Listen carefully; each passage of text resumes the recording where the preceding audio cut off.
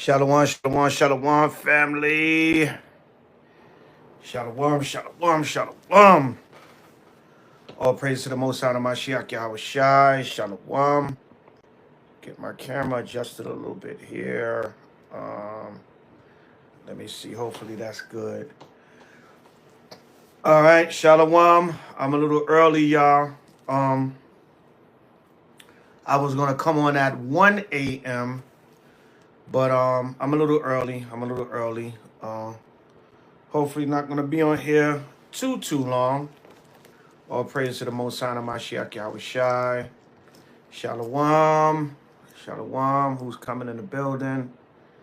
Shalom. Josh. Shalom. Issachar. Ariel. Ephraimite Banya Sha'ala. Shalom family. Shalom.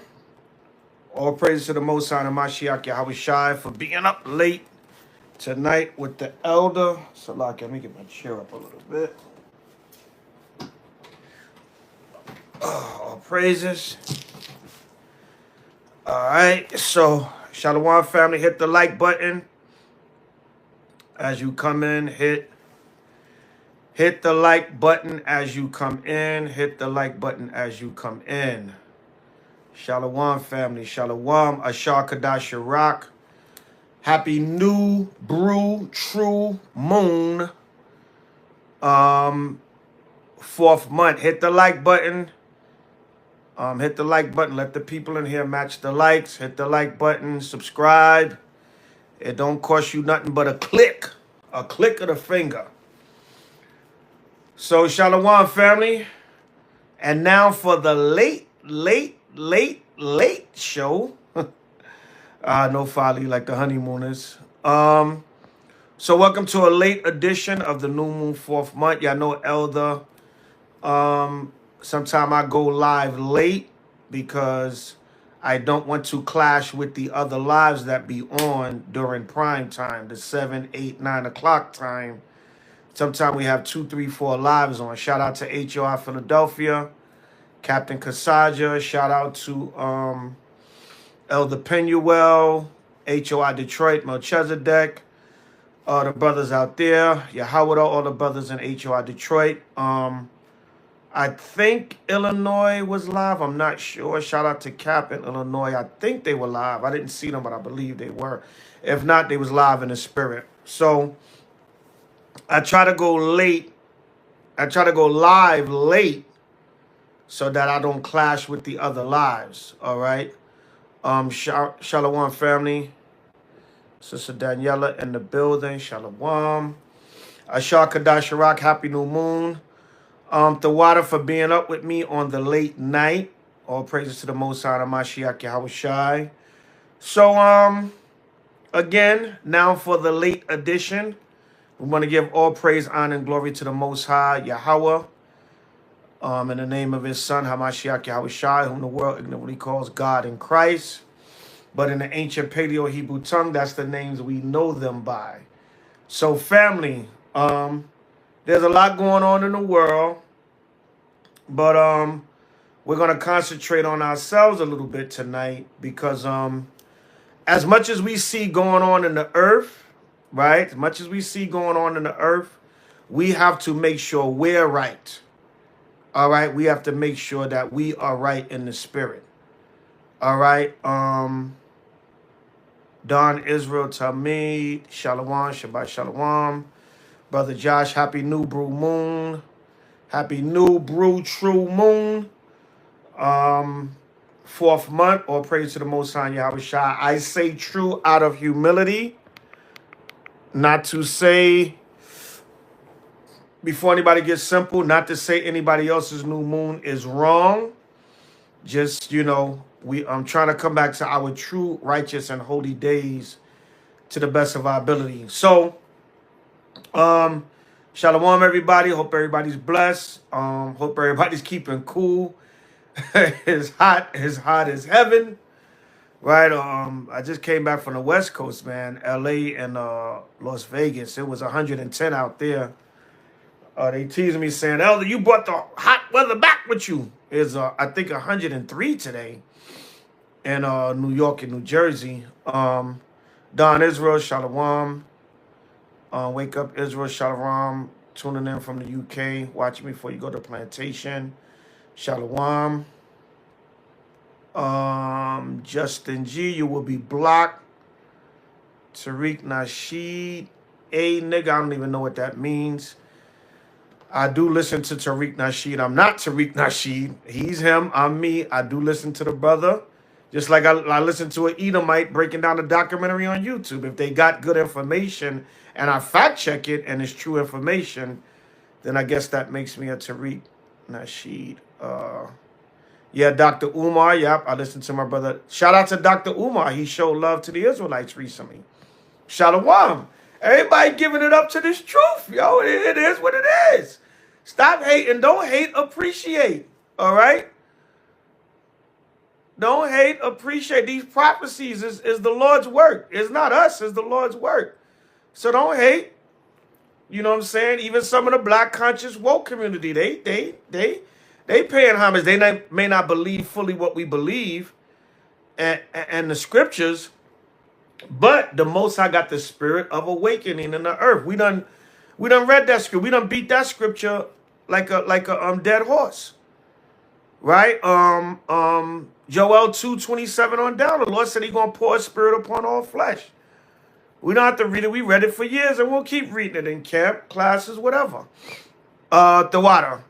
Yeah, meat tree, the water. Little H.O.I joint, little H.O.I flavor. Kwame Shala.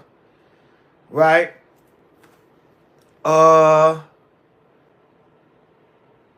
That's Travis in the building. Shalom King. To the house of David and Shakadash Rock. Shalom. Brother Trav and his brother, my brother Judah Malak. Brothers always having my back, keeping me in prayer, always making sure the elder is good. Appreciate y'all brothers for that. That's very, very, very important. Appreciate brothers always. You know, you'd be surprised who the Lord put in front of you, man, to hold you down. Sometimes the people you expect, they're nowhere to be found. Sometimes it's the people you least expect, you know, that show true love. So shout out to Brother Travis and his brother Judah Malak, always holding the elder down and always checking on me, making sure I'm good. Shalom King, happy new moon, and Shakadash Rock. So let me stop rambling on first and foremost. Let me stop rambling on and get into it. So tonight's lesson, as y'all can see, it's Happy New Brew Moon, 4th month. All praises to Yahweh B'Shem Mashiach Yahushai. World War III, maybe. But are you ready, Israel? Luke 1:17.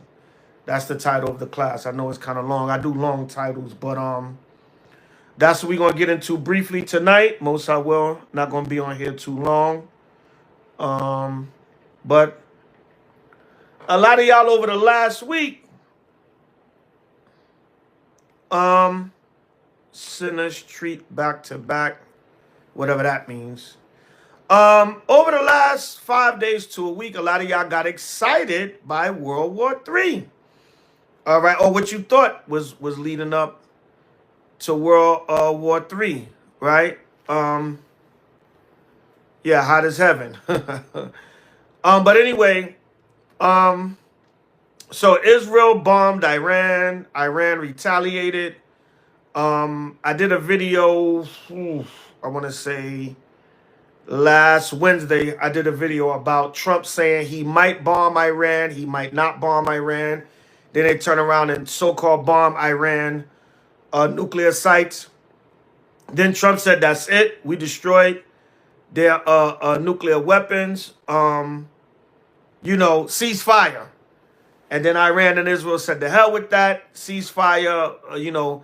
Israel sent some little overlapping missiles that Trump said he didn't. He didn't tell them to send, so on and so forth. So that's what's been going on. So we're going to go right here. I'm not going to stay too long on the war, but I want you brothers and sisters to understand, no matter what, J Secure Cage, we're going to get to that. We're going to get to that. That scripture is in the arsenal, all right? Some of the obvious ones that y'all know. But I'm going to touch on one or two updates on the war, this so-called war, because we ain't seen nothing yet. Like I said, call me when it's nukes and chariots. All right, this is wars and rumors of wars. Matthew 24, what we're witnessing now. Matthew 24:5 on down. But it is part of prophecy. The tough talk is in the air, so that all goes on with prophecy. But what I want to get into, Israel, is whether it's World War III today, tomorrow, or next week, or the next 10 years. All right? Are you ready? Because a lot of y'all jumping up on it. World War III, yeah. Oh, it's going down. Oh, we about to be. World War III just started. And then Trump said, man, everybody shut the F up. Y'all know what y'all doing. And stop bombing each other. See that the Most High can just abruptly stop things. Right? So you got to understand something. Either way, you got to stay in the spirit and be ready and prepared at all times. Let me get some of these people out of here.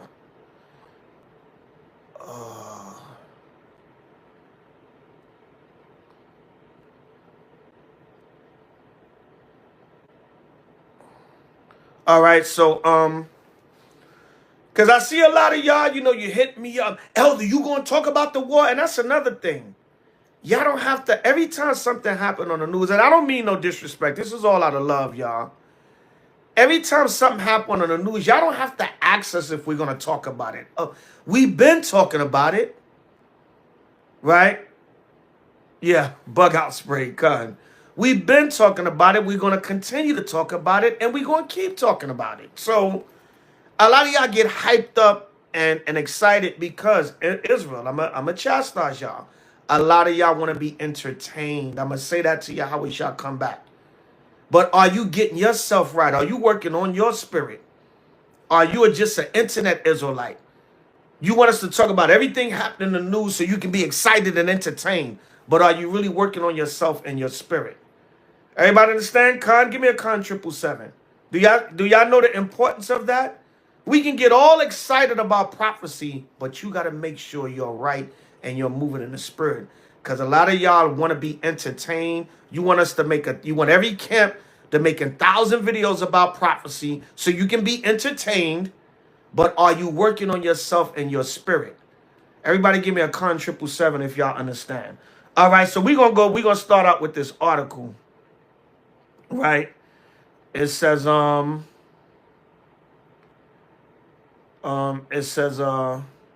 U.S. strikes did not destroy. This is the BBC 2 hours ago. The BBC right here, BBC Online News. I'll show y'all. All right, that's the BBC Online News. U.S. strikes did not destroy Iran nuclear program, says intelligence assessment. It says, watch Trump responds to reports U.S. strikes did not destroy Iran nuclear program. I might play the video. Let me see how long is the video. 1 second, y'all. Let it load up. Oh, it's 27 seconds. I'll play it. Okay. All right, so check this out. We're just going to hit 1 or 2 articles, talk about this briefly. But I want to get into y'all, Israel, making sure we're right and we're as ready as possible for that day of World War III and Yahweh's second coming. If y'all understand, give me a second con 777. All right, here we go. Let me know if y'all can hear it. They hit the target perfectly, wiped it out. And the press is very disrespectful. I saw CNN fake news going, well, maybe it wasn't a perfect hit, it was perfect. They said maybe it did destroy it. We agree, it did destroy it, but maybe it could have destroyed it more. No, it couldn't have destroyed it more. Everyone hit. And it's very disrespectful to those great geniuses and patriots that flew those planes through tremendous dangers. Right, so Trump said they're lying. It did hit the target. Trump been losing his mind the last couple of days. Did y'all hear that? Give me a con 777. Matter of fact, give me a con 17 if y'all heard the video. All right, so this is the BBC International News. Again, so I'm going to read a little bit of the article, y'all. It says the U.S. strikes and the U.S. strikes on Iran's nuclear facilities did not destroy. Give me a con, not the number 17, just one number 7. All right, if y'all heard it. I'll play it again at the end. So real quick, the U.S. strikes on Iran's nuclear facilities did not destroy the country's nuclear program and probably only set it back by months, according to an early Pentagon intelligence assessment of the attack. The Islamic Republic's stockpile of enriched uranium was not eliminated in Saturday's bombings. Sources familiar with the Defense Intelligence Agency evaluation told the BBC's U.S. partner CBS. The White House said the flat-out wrong assessment was leaked by a lower-level loser in the intelligence community. So they basically saying some low-level loser in the Iranian government leaked that the strikes didn't do anything. President Donald Trump again declared the nuclear sites in Iran completely destroyed and accused media of an attempt to demean one of the most successful military strikes in history. The U.S. struck 3 nuclear facilities in Iran, Salakia, Fordo, Natanz, and Isfahan, with bunker buster bombs capable of penetrating 18 meters, 60 feet of concrete, or 61 meters, 200 feet of earth before exploding. Now, remember, if y'all saw my live from last week, I brought that out. All right, they were going to drop the bunker busters on. And the bunker buster is supposed to be the largest bomb before the nuclear missile. It's right above the Moab bomb, the mother of all bombs, and it's right below the nuclear bomb. So Trump was bragging that we dropped the biggest bomb we have on them outside of the nuclear bomb. How could you say we didn't destroy their nuclear facilities? It's getting funny, y'all, right? Most I got a sense of humor, right? Entrances to 2, Salakia, but sources familiar with the Pentagon's intelligence assessment say Iran's centrifuges are largely intact and the impact was limited to above ground structures. Now, remember, I told y'all on my live last week, I believe Iran got nukes already. Honestly, I could be wrong. But I believe they got the nukes already. With Russia, China, and North Korea backing them up, I believe they got the nukes already, or they're very close to having them. But that's just me. Entrances to 2 nuclear facilities were sealed off and some infrastructure was destroyed or damaged, but much of the facilities, which are deep underground, escaped the brunt of the blast. The anonymous sources told U.S. media it is estimated the attack only set Iran back a few months tops and that any resumption of its nuclear program may be based on how long it takes the country to dig out and make repairs. So... No, Father, they said, man, America, you just hit the topsoil, man. You just hit the topsoil. You didn't get all the way underground. We're going to get our, like I was saying, the Lord created the Smith in Isaiah 54. The Smith are like the nuclear scientists and the engineers. I know before I said the scientists, but the engineers and basically the people and the crews that come together to make these nuclear bombs, the iron workers or whatever the case may be that come together to make these nuclear bombs. That's the Smith in Isaiah 54 and 16. And the waste to destroy. I brought that out on my other live. Go back to my other live. Iran versus Israel. Trump may or may not bomb Iran. That's on here on Zabak 12. But anyway, the anonymous sources told U.S. media it is estimated the attack only set Iran's backs few months tops, and that any resumption of its nuclear program may be based on how long it takes the country to dig out and make repairs. So they only bombed the topsoil, man. Right? They said, Allahu Akbar, blue. We're going to blow y'all up fully, but y'all only bombed our topsoil, no folly. All right, they're going to go in there like, any of y'all remember that video game from years ago, Dig Dug? It said, its nuclear program may be based on how long it takes the country to dig out and make repairs.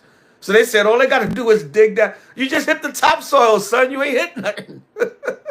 No folly, right? But they had a video game years ago. I remember it because I used to like to play it. It was called Dig Dug.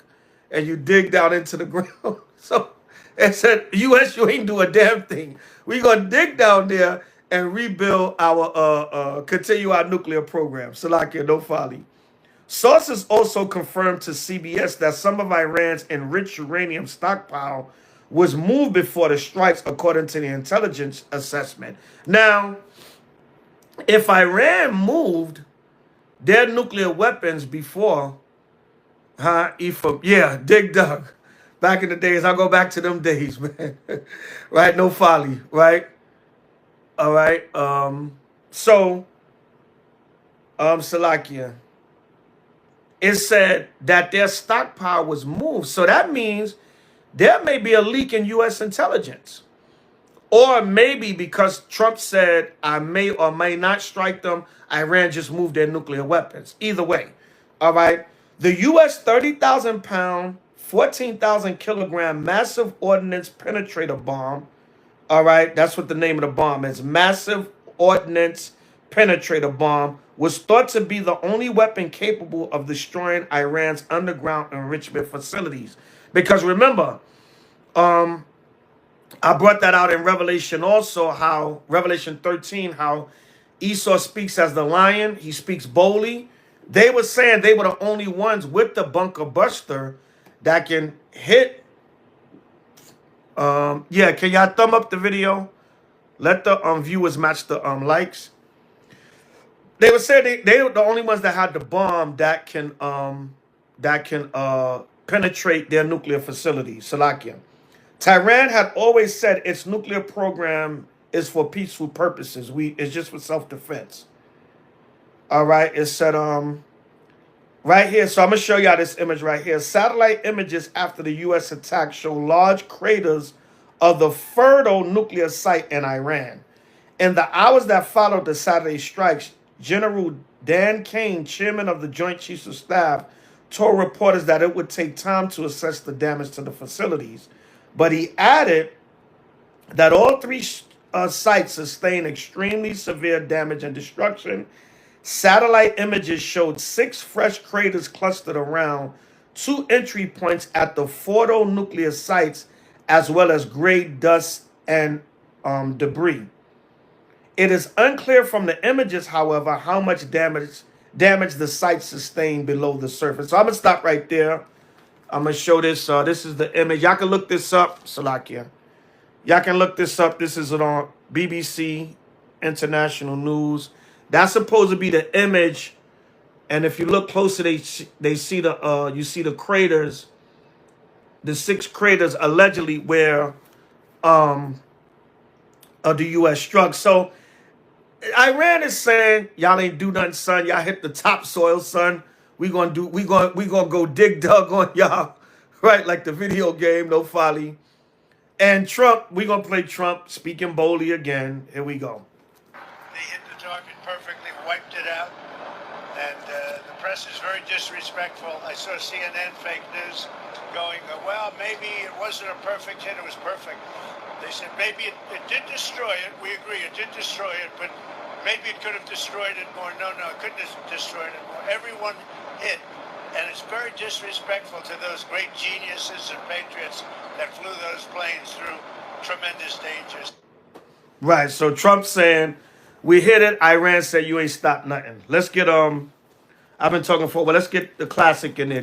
Let's get Matthews 24. Matthews 24, and we're gonna start at 5. All right, Matthew 24 and 5. Let's start off here. All right, so we got a lot of back and forth. And a lot of back and forth. All right. I'm gonna just get to the point. Now I'm gonna start at 3. All right. Matthews 24 and 3. So there's a lot of back and forth, tough talk between the nations. All right. But it's all of the Most High. Matthew 24 and 3.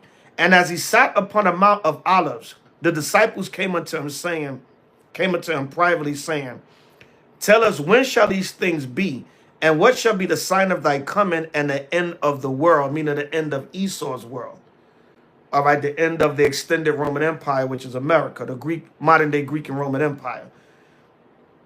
And Yahushua answered and said unto them, take heed that no man deceive you. Don't be deceived. Follow these prophecies.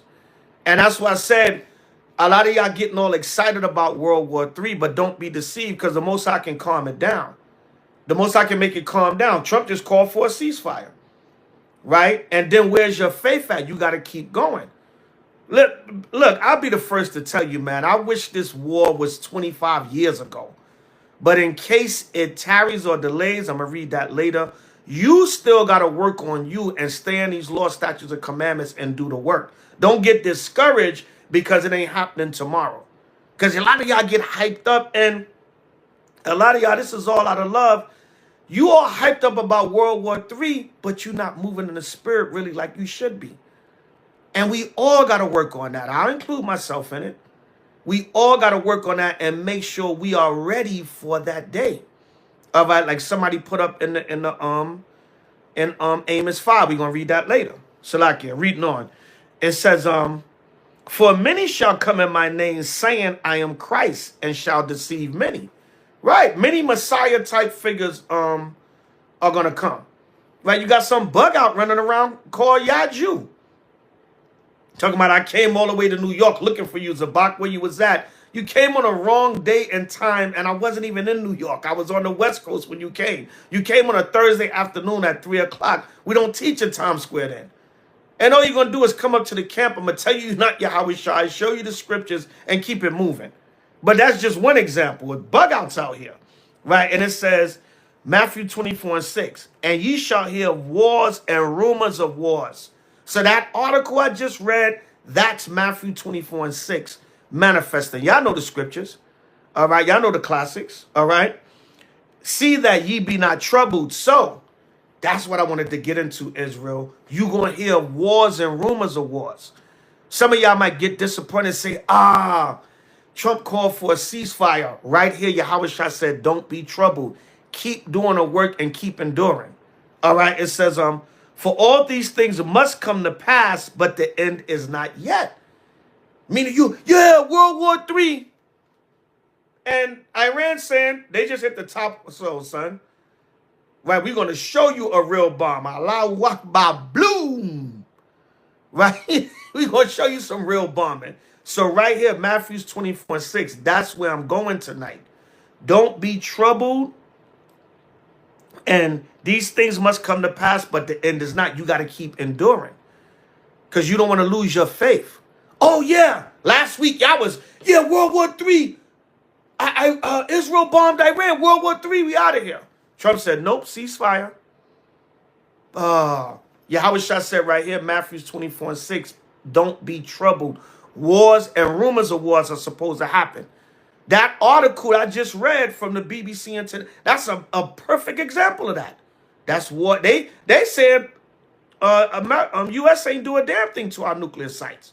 Trump like, oh, they're lying. It's propaganda.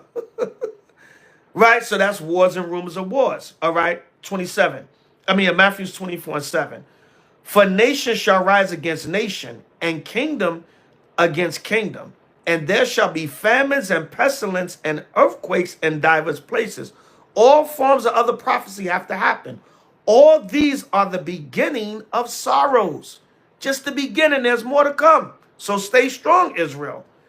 Then shall they deliver you up to be afflicted, and shall kill you, and ye shall be hated of all nations for my name's sake. Oh, wait a minute. Yahweh shall say, yeah, the wars and the rumors of wars is part of it, but what about when you get persecuted for kingdom-minded? Shalom, Ak. Who is kingdom-minded? Who are you? I want to know y'all YouTube pages. Some of y'all YouTube pages, I know y'all in real time, but y'all YouTube pages, I don't know. I think you said it before, but anyway. This world stuff might hurt turning. I don't know what you're saying right there. But anyway, right? And they, Salakia. And ye shall be hated of all nations for my name's sake. Y'all got to remember, the servants of the Most High, we got to go through tribulation for being in this gospel. So, yeah, we can rah, sis, boom, bah, World War III. Right, World War III, it's here. But you got to remember, there's other parts of prophecy that still got to happen. What about when you get tested for this gospel's sake? What about when they say, take your fringes off or we going to kill you right now? I don't know. I'm just using an example. I'm just using an example. That can happen. So there's different levels to this thing and different things you're gonna have to endure everything to make it to the kingdom. You can't just see, oh, U.S. bomb Iran nuclear sites. It's World War III now. Next week, Iran gonna send a nuclear bomb to the Midwest. That can happen, but there's more prophecy to happen, and you gotta make sure you're ready. Are you ready, Israel? By Hashem Mashiach Yahushua. Verse 10, and then shall many be offended, and shall betray one another, and shall hate one another. What about when all that start happening? You see someone on the news, and a lot of times the news is propaganda. They create little wars for propaganda, media, to raise up the oil prices, to raise up the price of food. Now they saying Iran is blocking off that strait over there, and oil prices going to go up. You know, if they assassinate the Ayatollah, all hell going to break loose. You're going to have, like what you had in 2011, the Arab Spring. All the Arab nations going to rise up. It's going to be a actual world war against Muslims and different societies, because they all going to rise up if you assassinate the Ayatollah. All kinds of wars and rumors of wars. But Israel, you got to make sure you're keeping the commandments. You got to make sure you're doing the work. You got to make sure you're active in His truth. And you got to make sure you're keeping under yourself. But you can't just get excited. Oh, World War III, they bomb it. No. What does it mean to you? All right? All right, you still talking about, we're not talking about that right now, brother. You obsessed with talking about that mark of the beast. We'll deal with that later. All right? And I got lessons on that already. Quite a few lessons. But anyway, let's stick to the topic and what we're talking about. Israel, me through the Spirit, I'm looking at what's going on. I'm looking at Israel's reaction on social media. But make sure you're in the Spirit and you're right as this day approaches. All right? Let's go from there. I'm gonna just play this other video where Trump spazzed out and lost his damn mind today. Y'all probably saw it on the news. They had to bleep it out because the man spazzed out and lost his damn mind. I'm going to play. Y'all probably heard about it already. But I'm going to show you the scriptures speak about all this. You know, the scriptures speak about all this. All right. Yeah, there it goes. I think that's it.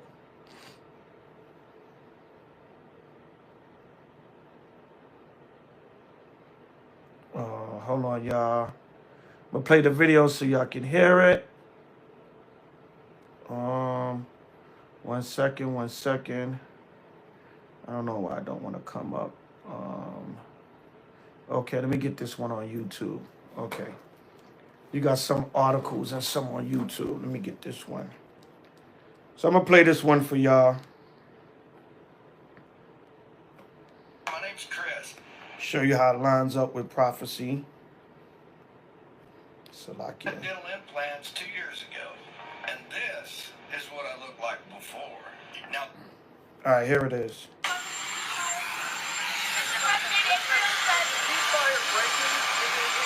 I don't think so, but I'm not happy that Israel's going out now. There was one rocket that I guess was fired overboard. It was after the time limit, and it missed its target yesterday. I didn't like the fact that Israel unloaded right after we made the deal.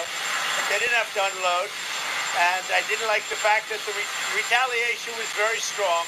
But in all fairness, Israel unloaded a lot, and now I hear Israel just went out because they felt it was violated by one rocket that didn't land anywhere.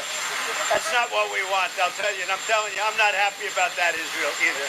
You know what? We basically have two countries that have been fighting so long and so hard that they don't know what the they're doing. Do you understand that?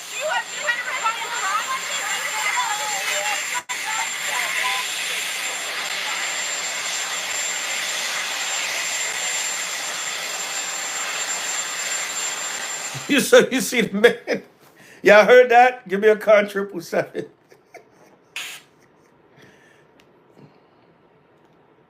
Give me a con 777 if y'all heard that. All right. Give me a con 777. Y'all heard that. All right, you see Trump face turning red as hell. All right, Salakia. So let's go to somebody put up Jeremiah 49:7. Is wisdom no more in team and his counsel perish from the prudent? Is their wisdom vanished? God, right? That man Trump is bugged out of his mind. Right? Let's go to let me see what I want. Let's go to Jeremiah 51:7. And somebody put up Jeremiah 49:7. Y'all can put that in your notes also. This is Jeremiah 51:7. Everybody's bugged out of their mind. Jeremiah 51:7 says, Babylon have been a golden cup in Yahweh's hand that made all the earth drunken. Yeah. And we know modern day Babylon is America. Right? Right? Babylon is America, right? Can y'all try not to type comments and questions while the lesson is going on? Y'all can save that for the end. Be patient. Exercise some patience. All right? Salakia. Jeremiah 51:7. Babylon have been a golden cup in the Lord's hand that made all the earth drunken. America's modern day Babylon. How have they made all the earth drunken with their philosophies? Everybody come over here and get seduced by American philosophy. All right? It says, the nations have drunken of her wine, therefore the nations are mad. And the nations include Esau. But the nations are mad at Esau because what? Like Ayatollah been calling America for years, the great Satan. The nations are mad, Esau is mad, so everybody's bugged out of their mind. All right, but the nations are angry at Esau. And now they're saying to hell with Trump and his ceasefire. We're going to send more rockets, to hell with you. And Trump said they don't know what the F they're doing. All right, let's link that up. Revelation 11:18. Let's go to Revelation 11:18. The man is bugged out of his mind. Right? Revelation 11:18. All right? And it reads thus and so. Revelation 11:18. And the nations were angry, and thy wrath is come. See, the nations are angry at Esau because they tired of they angry at America. Even though Israel is another Edomite nation, and Iran, that's Ishmael, could be some of the scattered Arabs over there also. All right, and maybe Elam are amongst them, scattered. But it says, and the nations were angry, but Esau's mad too. I mean, well, America's mad also because they're losing their grip on the world. They're losing their grip on them. Trump said, I said, they don't know what the F they're doing. I said ceasefire, and they're still sending missiles. Right? So this is all going along with prophecy. And the nations are angry, and thy wrath is come, and the time of the dead that they should be judged, and that thou shouldest give reward unto thy servants the prophets. See that? So as we see this fall, the nations going into madness, bugging out, losing their mind, right? Cursing each other out. The hell with America. Trump getting upset. They don't know what the F they're doing. The Lord said what? That thou shouldest give reward unto thy servants, the prophets. This all represents the fall of the nations and the blessing of the servants and prophets and the brothers that have been going out there for years teaching this gospel and telling you exactly these words are manifesting. I saw a brother put on Facebook tonight that the elders, I guess he's talking about the One West elders, broke down the book of Revelations wrong. So, I guess some things in Revelation. So I told a brother, make a video explaining what's been wrong. But I still see Revelation the way it was explained to me. Clear as day. And that's not pride, ego, stuck in One West doctrine. I still see it. Now, if I'm wrong and brothers bringing some new understanding, may the Most High open it to me and show me. But I'm not just going to jump with your doctrine because it sounds good. All right. So, and it says, thou shouldst give reward unto thy servants, the prophets, and to the saints, which are the Israelites, and them that fear thy name, small and great, and shouldest destroy them which destroy the earth.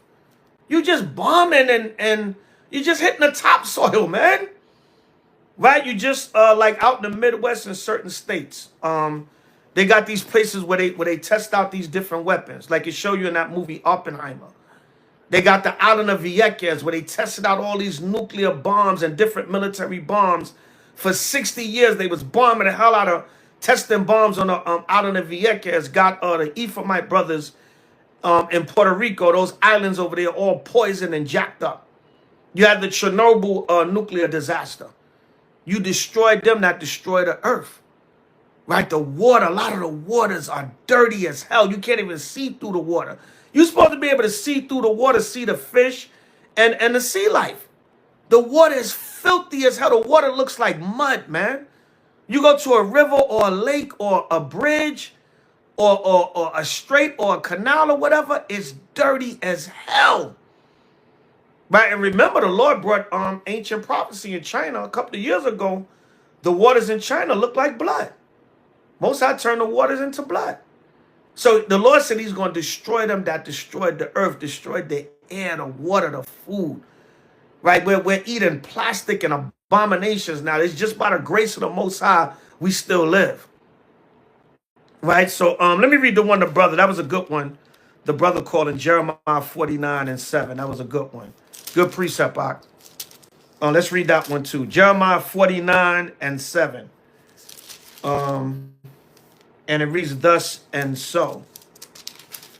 Concerning Edom, thus saith the Lord Yahweh power. Is wisdom no more in Teman, one of the chief lands of Edom in the ancient time? Is counsel perished from the prudent? Yeah, Esau's supposed to be the prudent man, the wise and the aware man, knowing all things. Right? It says, is counsel perished from the prudent? Is their wisdom vanished? Are they bugging out of their mind, losing their damn mind? They don't know what the F they're doing. Right? But anyway, America, man, they tired of you. Israel, like, you ain't telling us what to do. We want to still send missiles to Iran. We're going to send missiles to Iran. The hell with you. Right? So the scriptures are manifesting right before our eyes. And they're talking about a ceasefire. Look, right? There is no ceasefire. Even if you think you're going to cease the fire. We don't have to get it, but y'all know the classic 1 Thessalonians 5 and 3, linking with Isaiah 48:22. The Most High said, when they say peace and safety, boom, look at Trump. Trump says ceasefire. Israel still sent missiles.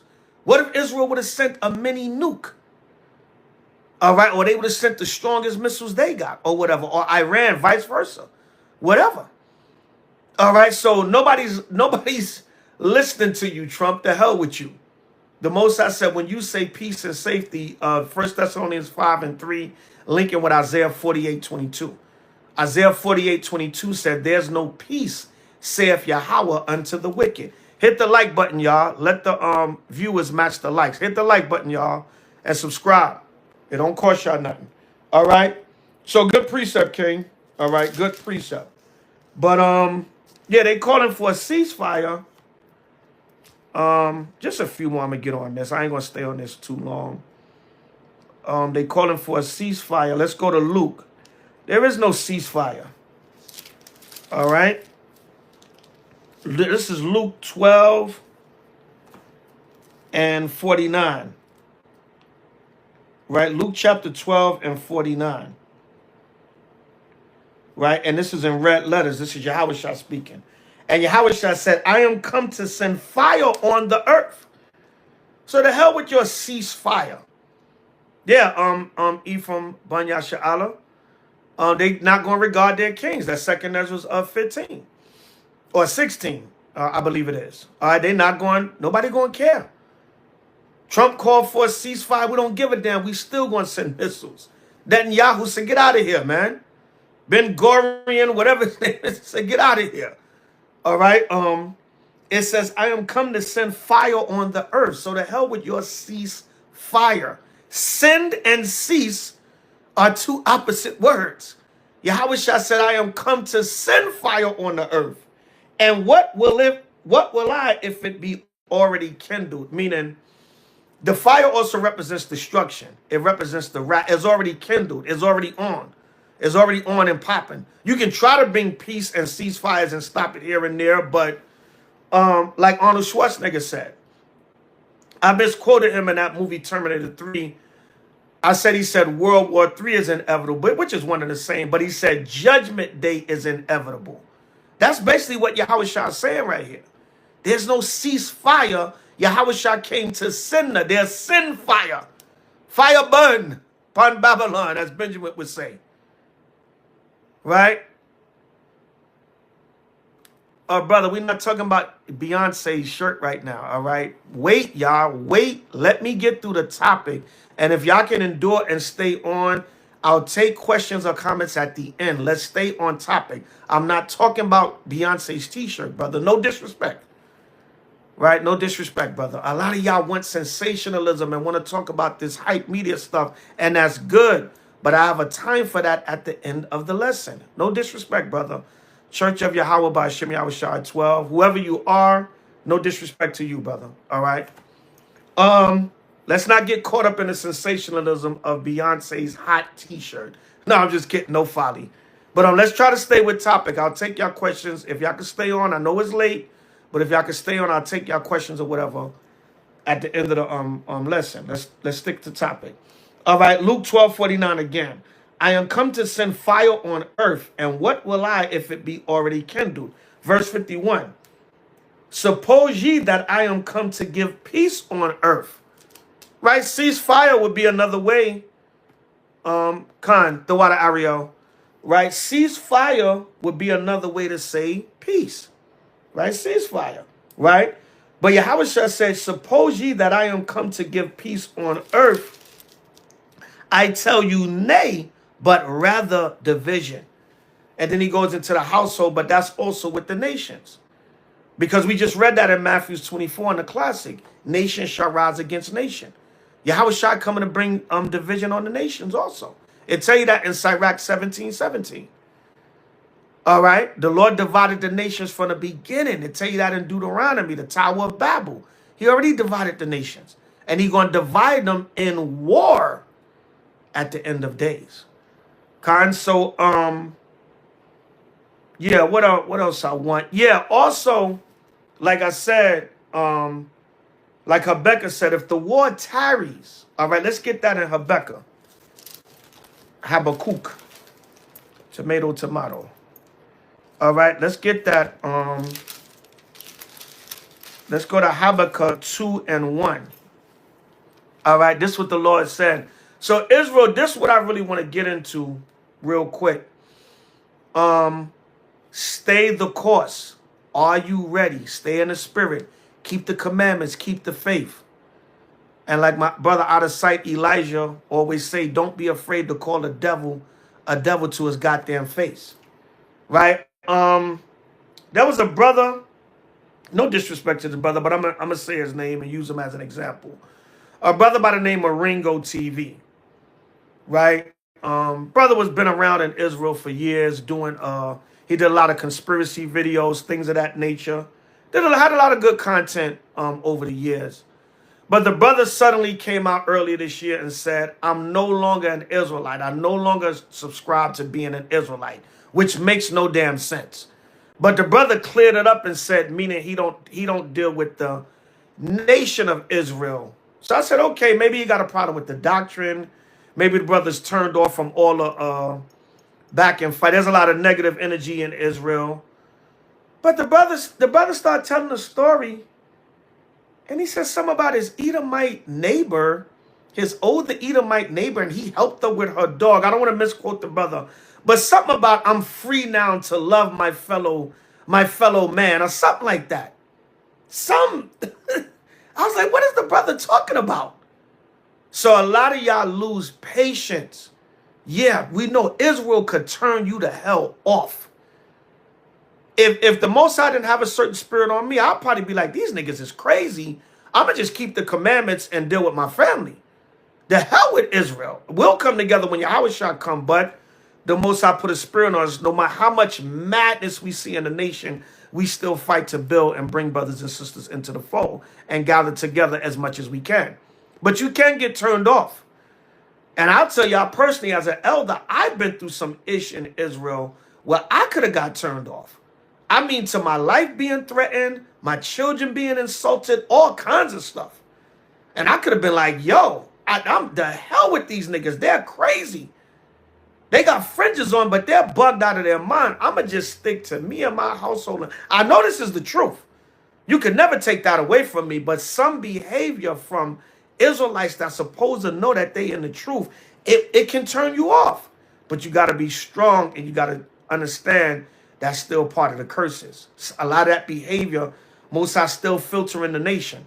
But anyway, I say all that to say, you can't give up. Even though it's tarrying and it's taking a while and you getting tired of this kingdom. Some people are getting tired of being in this truth. They don't want to endure no more. So you go off. Now, in all fairness, I don't know what the brother has studied, read, whatever. He see the scriptures. I don't see how you can go from a believing Israelite for 10, 15, 20 years to saying my white, I love my fellow white, older white woman. That's my fellow neighbor. Yeah. You would sound like you just want to love the other nations, brother. And you're using an excuse to leave Israel because you want to love Esau and the nations. Don't do that. You see off behavior, just stay away from the Israelites that's off and try to fellowship with the brothers and sisters that's in the spirit. Even if you got to be an individualite for a while till the Most High show you what to do. H.O.I. in the building. Shalom. All right, so we're going to get into it. Habakkuk 2:1. Let me stop rambling on. Let's get the scriptures in there. Habakkuk 2:1. I will stand upon my watch and set me upon the tower. So Habakkuk is saying, like an actual watchman over the city, I'm going to serve my purpose as a watchman unto the nation of Israel. Right? Shout out to WW3, watchman for Israel. All right. Shalom. Shalom, Ariyah. All right. It says, and will watch to see what he will say unto me and what I shall answer when I am reproved. And let me bring this out too. This is important. For those that see and hear and understand and came up under the One West doctrine, or people that listen to us, follow us, to the best of our ability, and I can speak for myself and most of the brothers that came out of the school, we taught what we learned and what we still saw that we studied in the spirit. We didn't make no doctrine up. We taught what we saw in the spirit to be true from our studies. Now, if we're wrong or were wrong on certain things, may the Most High have mercy and lead us to the right doctrine. But I'm sick of this narrative that you guys in One West just made up. You guys just made up the One West doctrine. No, to the best of our ability. I'm going to say this as humbly as I can say. You can disagree. You can have the most scholarly research in the earth. I can confound all them One West brothers. They don't know what they're talking about. But to the best of our ability, we humbly say that we went with what the elders taught us and what we still understood in our own studies. Even when the school broke up, even when we had splits and divisions, we went over the scriptures and we still taught what we still understood, what we saw that the Spirit was showing us. If we were wrong, may the Most High Yahweh Shai, if we're still wrong today, may the Most High Yahweh Shai have mercy on us and show us the right doctrine, whether it comes through man or through the spirit of us studying on our own. Let me put that disclaimer up. So everybody that out there that gets simple and say that lie and that stereotype and that slander about brothers that come out of One West, we just made the doctrine up one day. That's not true. That's not true. Let me say that for the record. Now, let me read on. Because Habakkuk said, I'm going to answer what the Lord told me. I'm going to answer what the Lord showed me. Right? Shalom. Ariyah Bat Yahweh Ashar Kadash. Shalom, sis. Verse 2, Habakkuk 2:2. And the Lord answered me and said, write the vision and make it plain upon tables that he may run that readeth it. The Bible. For the vision is yet for an appointed time, but at the end it shall speak and not lie. Though it tarry, wait for it, because it will not, it will surely come. It will not tarry. So why is this important? Because you brothers and sisters have to endure. If you see last week, Iran bombing, Israel bombing Iran, Iran bombing Israel, over the weekend, Trump bombed Iran. Oh, World War III, we out of here. Up, no ceasefire. They don't know what the fuck they doing. Ceasefire. You still got to keep your faith. You still got to keep the commandments, keep the faith. And like brother out of sight, Elijah said, H.O.I, don't be afraid to call the devil to his goddamn face. That's the point I was bringing with the brother Ringo. The white man's still the devil. Don't get this new revelation because your H.O.I ain't come back yet. Oh, we can be friends. This old Edomite woman, that's my neighbor. That's my friend and pal. No, that old ass Edomite woman would have got you hung on a tree. Like they still doing. Like they found that brother hung on a tree upstate New York and lied and said it was suicide. I'm going to do a little bit more research and touch on that also. In camp or either on alive. They found another brother hanging up in upstate New York. Talking about suicide. Brother hanging from a tree.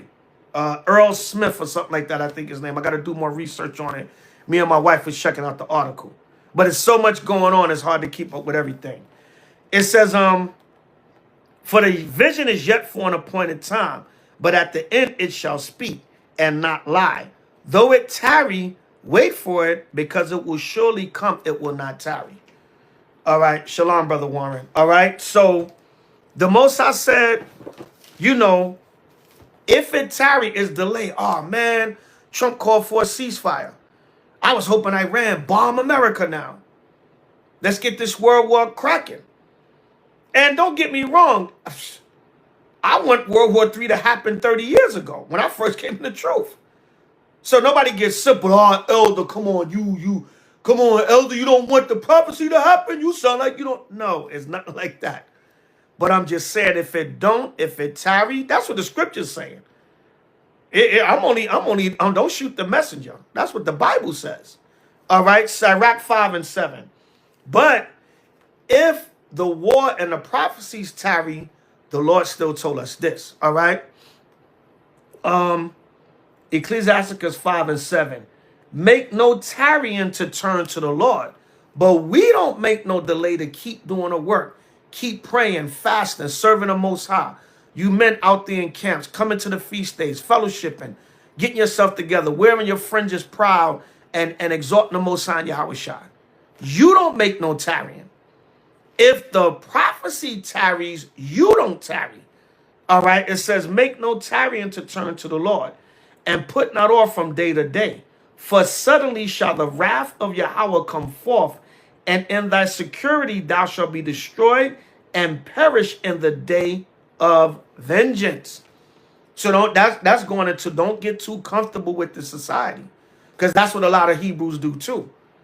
A lot of people that walk away from this truth, they get comfortable with this. Well, that Israelite stuff, I did that for 10 years, and they talking about some man coming out of the sky and UFOs and nuclear bombs. That stuff ain't going to happen. I'm going back in the world. I'm going to get me a career. I'm going to live good. And you could do all that and still serve the Most High. Who said you can't have a career and a decent job and make money to survive in this society and do what you got to do? You can have your righteous hustle game up, but have your righteous hustle game up to do this work of the Lord also. Give me a con 777. All right, like y'all diligent to go to Esau's job and serve and do what you got to do in his kingdom. Esau tell you to be at an appointment at 7:30, you there at 6:55. Be the same way for the Most High Yahushua and more, and then some. All right, let's go to Revelation. We're going to go to Revelation 3. And let's go to Revelation 3. Let's start at 15. All right. Right. We're going to start at 15. Revelation 3 and 15. All right. And it reads thus. And so hit the like button, y'all. 51 people in here and only 34 thumbs up. Hit the like button and subscribe to the channel. All right. Revelation 3:15. And Yahushua said, this is written in red letters. I know thy works, that thou art neither cold nor hot. I would thou wert cold or hot. See that? Yahushua said, I know your works. So a lot of Hebrews, and don't get the elder wrong. I'm trying to stay hot for this. I'm trying to stay on fire for this word, man. If I catch myself being a little lukewarm, I got to get on myself. But Yahushua said, what? I know thy works, that thou art neither cold nor hot. I would thou wert cold or hot. Right? If you with this truth, be with this truth, man. Be sincere with it. I'm not even going to say the other option, because you shouldn't even be thinking about that other option. But Yahushua said, there, make up your mind, man.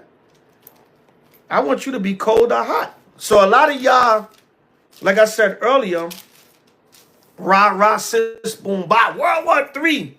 But what are you doing? Are you just sitting up there for sensationalism? Are you being entertained? Or a lot of y'all still worldly as hell and you just, Israel is just something. And a lot of y'all admit to that. Yeah, we're going to get that one in Matthew. A lot of y'all admit to that. Y'all admit, elder, I ain't moving how I supposed to. And it's been 8 years. I've been watching the videos and I'm still, come on, what are you doing? You being lukewarm and you better stop it.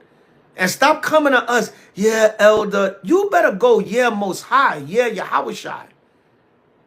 Y'all come talking to us like we're the most high Yahushua. Elder, you think I still make it? You better ask the most high.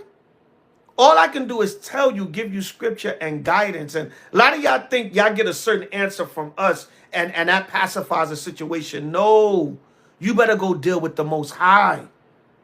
Yeah, I need to start coming to the feast days, elder, because that'll get me right, right? Come to the feast days, keep the commandments, do the laws when nobody's around. That's what you need to do. Don't come thinking an answer from me is going to get you salvation. No, I'm the elder, but I'm just a man that the Most High is using as a humble vessel.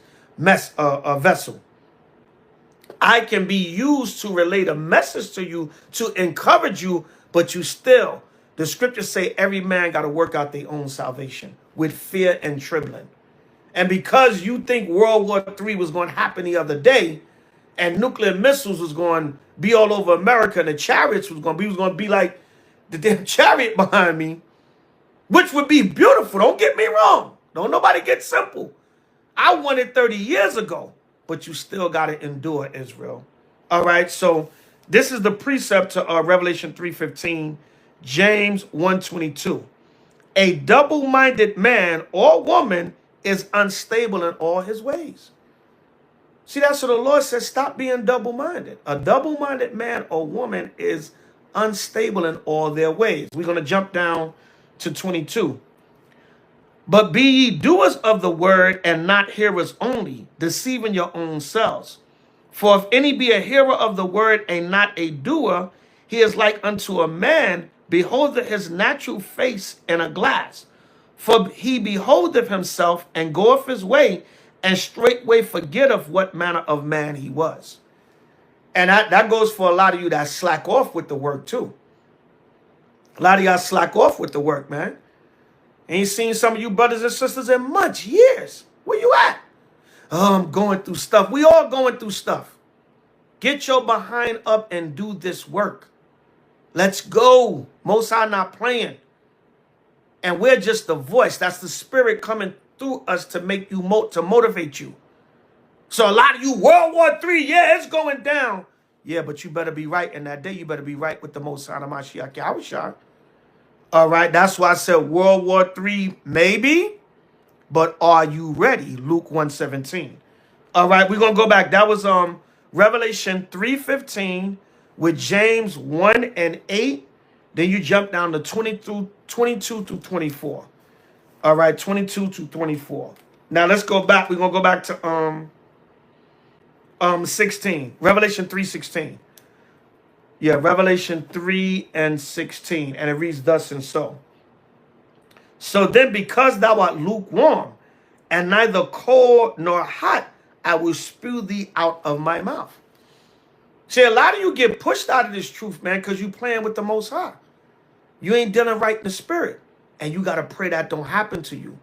But if you waffling, you slothful, you playing games, you still doing sins out there behind closed doors thinking nobody don't see you, or brothers and sisters find out stuff you doing and they try to check you and correct you and you get proud and start talking ish and start bucking up and being rebellious when brothers and sisters is just trying to correct you and keep you on point, and the Most High using them to correct you before he have to smack you the hell up. And a lot of times the Lord said, man, you lukewarm, man. Get out of here, man. The Lord said, I'll spew you out of my mouth like spit. If you playing with this truth, the Lord said, you're like spit to him. I'll spit you out of my mouth. That's cold.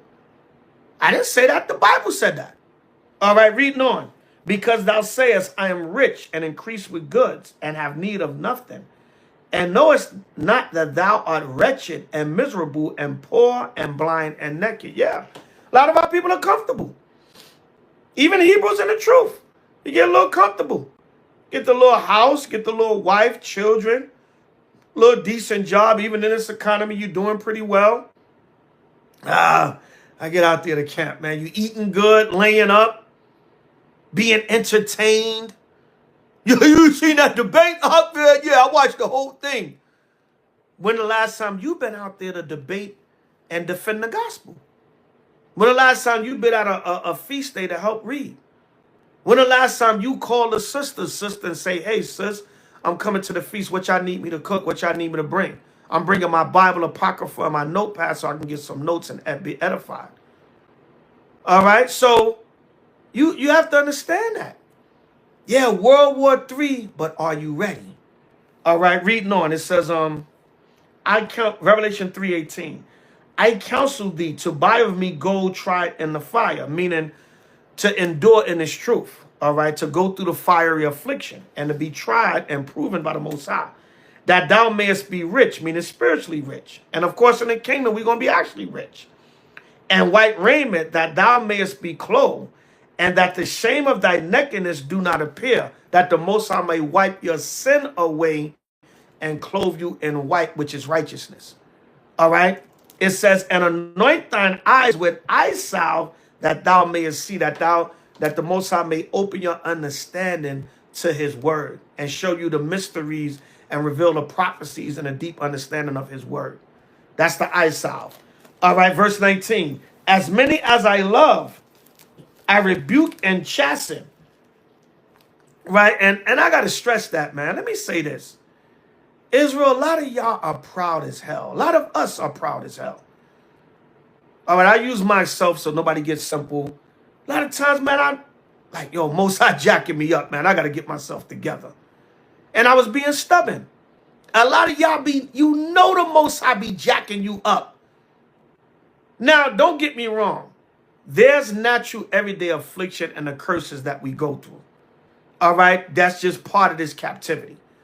A lot of times the curses can be lifted to a degree. If you do certain things, the Most High could bless you and lift some of the curses off of you. But some of the curses are general. Like Esau, a lot of be like, you always use the excuse we under the curses. Yes, the curse of Esau ruling over us is not going to stop till Yahweh come back. So you got to balance that out. Oh, you always talk about the curses. Yeah, because some things are not going to be lifted till a Yahweh shall return. All right, but a lot of y'all, let me say this, man. A lot of y'all know the Most High be smacking y'all the hell up. And you'll say, see, we just going through affliction, yeah. Or the Most High taking me through this. Because yes, a lot of times when the Most High punish us, he limits it and he still come back and show us mercy. But listen, Israel, just acknowledge when you did wrong, or you was moving in the wrong spirit, or you had some kind of agenda, or you had, like I always say, Your intentions were not right and pure, and the Most High shut you the hell down and smacked you the hell up so you can repent and get your mind and what you do it in the right spirit. Stop, oh, you know, I'm just going through this because there's a pot of gold at the end of the rainbow. Just acknowledge your ass whipping, man, and get right. Stop trying to make it something else because you too proud to admit that you was going to hell off and the Most High jacked your ass up. And we all guilty of it. I've got my times where I've gotten proud and I said, man, let me get back in because I fear the Most High to the best of my ability, man. So Israel, stop trying to make it something else.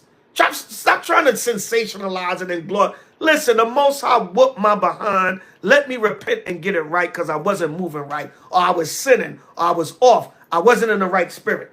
Try to make it something else. That's your pride. You won't humble yourself and admit that the Most High is dealing with you. All right, let's do that, Israel. All right, the Lord said, as many as I love, I rebuke and chasten. And guess what? That chastening is a good thing. Just fess up to it. Now, see, it's a trial, and the Most High, yeah, it is a trial, but it's a behind whooping. Come on, Israel. You go back in the world and you sleeping with whores and you catch AIDS. He says, see that? See, the Most High just taking me through a trial because, see, at the end, the Lord could cure you and have you repent. But acknowledge that you caught AIDS from sleeping around with whores. All right, don't try to make it nothing else. That's what I'm saying. I'm just giving an example. All right. It says, be zealous, therefore, and repent. The Lord said, I love you, so I rebuke and chasten you. So be zealous. Have a strong desire to get back to me. And when I'm smacking you up and I'm showing you why I'm doing it, correct the reason why I'm punishing you. Stop trying to make it something else. All right, reading on. It says, behold, I stand at the door and knock. If any man hear my voice and open a door, I will come into him and will sup with him and he with me. Yahweh Shah said, let me in. So all the elders bringing out is, as we get into this talk of World War III, these wars and rumors of wars, don't just jump up with 50 posts on social media. Yeah, World War III is here. Oh, it's going down, elder. Make sure you write in that day. Con, everybody give me a con 777. All right, it said, Revelation 3:21. To him that overcometh will I grant to sit with me in my throne, even as I also overcame and am set down with my... He that have an ear to hear, let him hear what the Spirit saith unto the churches. So all Yahweh Shah saying, endure, man. Just endure. And stay on course. And Matthews 24:6, man, that's my precept for the night. Even though, of course, all the precepts are on point. But Matthew 24:6, I love the way Yahweh Shah said, you're going to see these things. These are wars and rumors of wars. And greater evil is going to come. I'm paraphrasing. But don't be troubled. Meaning also don't get discouraged. And you should, as you see the day approaching, serve the Most High more. Yeah, it's a card. You don't want to be a reprobate. Corinthians, 2 Corinthians. I believe that's 2 Corinthians 6. No, 13, Salakia. Examine yourself lest you be a reprobate. You be a castaway. Like I think it's Jeremiah 6. The Lord said, reprobate silver shall they call you. You're going to be like that silver and metal and gold and tin that the Lord going, like Ezekiel 22 says. He going to put you in the fire and melt you. So you don't want to be that, all right? And Yahweh Shah said, he that have ears to hear, let him hear. So as we see the tension mount up, then it subsides. It mount up, it subsides. Don't lose faith. And World War III, maybe, but are you ready? Bars. Right now, no folly. Let's go to Amos 5, the other classic.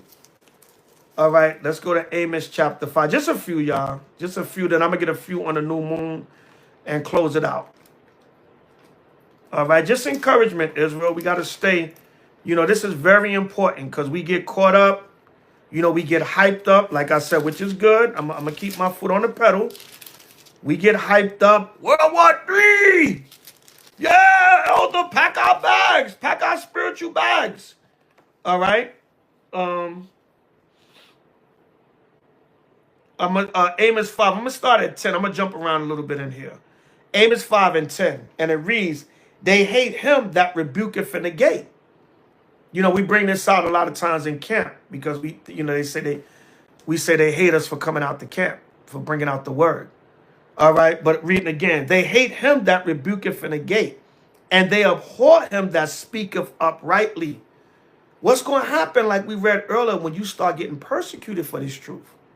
When they start wanting to kill us and kidnap us and torture us and take us to secret prisons in El Salvador. Didn't Trump say that? Didn't Trump say, hey, you know, he'll ship out Americans, he'll kick American citizens out the country? Didn't Obama order them 30,000? Where them 30,000 guillotines at? Where's the plastic coffins? Right? The Lord said what? They tell you in Revelation 12:17, they're going to come after those that keep the commandments of the Most High and have the testimony of Hamashiach Yahushua. Revelation 12:17, you're going to be a target. Just like the ancient servants and prophets and teachers. They were martyred, some of them, for the gospel's sake. You talking about nukes in World War III, what happens when you got to deal with that part? But by the grace of the Most High Yahushua, the angels protect you and you live to see the second coming. All right, reading on. Verse 15. Hate the evil and love the good, and establish judgment in the gate.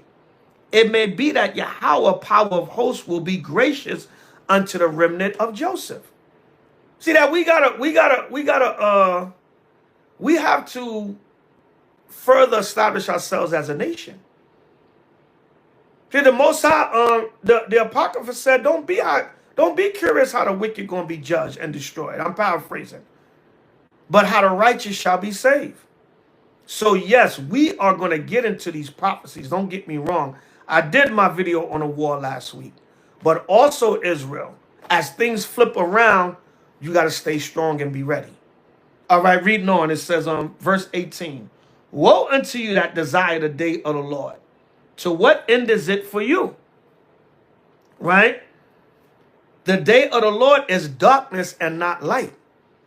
And I think Brother Ephraim posted that earlier. Somebody posted Amos 5 earlier. Woe unto you that desire the day of the Lord. Yeah, Elder, World War III. Yeah, I ain't seen you at camp in months, brother. I ain't seen you at a feast day. I ain't seen you fellowshipping. Somebody said they saw you somewhere on the Shabbat. What you doing, brother? Oh, I ain't under no man. Only Yahushua can judge me. Hey, brother, I'm just trying to be my brother's keeper. All right, and not like Nino Brown. I don't want to kill you on top of a roof. I want you to live and see the return of Yahushua. I'm trying to keep you on point. All right, and that's what we're supposed to do. Don't the scripture say iron sharpeneth iron? Don't the scripture say love thy neighbor as thyself and not suffer sin upon him? Thou shalt in any wise rebuke thy neighbor. Open rebuke is better than secret love. They that sin rebuke before all. We can go on and on. That's another lesson within itself. All right. Oh, Jay Secure posted Amos 5. Yeah. So Amos 5:18 again. Woe unto you that desire the day of the Lord. To what end is it for you? The day of the Lord is darkness and not light. As if a man did flee from the lion, which is symbolic to the Arabs, and went into his house and leaned his hand, Salakia. And a bear met him, which is Russia, or went into the house and leaned his hand on a wall, and a serpent bit him, which is like China and North Korea. All right, those are going to be the three main players. Some of the three main players in World War III. That's the way we understood it from our elders in One West, and we still see it today. Shall not the day of the Lord be darkness and not light, even very dark and no brightness in it? Meaning it is going to be the brightness of the deliverance of Yahushua. But right here, Amos is saying, look, it's going to be a dark day. Are you sure you're ready for that day? World War III, maybe, but are you ready? By Shema Mashiach Yahushua, Kwam Yashala. All right, so let's go from there to let's go to the Apocrypha, 2nd Ezra 13. Let's go to 2nd Ezra 13. I got about 3 or 4 more, y'all. We're gonna get like 3 or 4 on the new moon and then close it out. Not to rush the lesson, but it's late and I just want to get right to the point. All right. And if you learn one thing tonight, I've done my job. Give me a con 777. All right. 2nd Ezra 13:13. All right. Now, verses 1 through 12, y'all can read on your own. This is Ezra prophesying the second coming of Yahushua and how Yahushua going to come back and the nations going to be fighting each other. And Yahushua going to come in and fight all the nations. And they're going to turn. They're going to hesitate when they see his power. But the Most High going to harden their heart like he did with Pharaoh. And they still going to try to fight Yahushua at his second coming. All right. 2nd Ezra 13:13. Now check this out. It says, and there came much people unto him, whereof some were glad. Who are the people that's going to be glad at Yahushua's return? The 1/3 of Israel. Because they're going to be saved to bring in the next new kingdom. It says some were sorry. Who's going to be sorry? The 2/3 of Israel that's been wicked as hell and evil. So like you read on, it says, some of them were bound. Who are the bound? The some of them that are bound, El Teller said hi. Shalom, who's El Teller? All right, Salakia. It says, and it said, some of them were bound. The ones that are bound are the other nations. Bound represents captivity. So yeah, when Yahushua returned, the nation's going to be bound. They're going into captivity. Right? It says, and other some were brought of them that were offered, meaning the martyrs. Those that died, those that were offered, that sacrificed themselves, that gave their lives for the truth. They're going to be resurrected and meet Yahushua in the air, like I tell you in pursuant to 1 Thessalonians 4:13 and 18. That's the understanding our elders gave us from One West, and that's what I still see today. Anybody got a different understanding? Fine. Knock yourself out. But don't make mockery. Don't be disrespectful. You don't have to be proud. Your understanding is better. That's just the way I still see it humbly.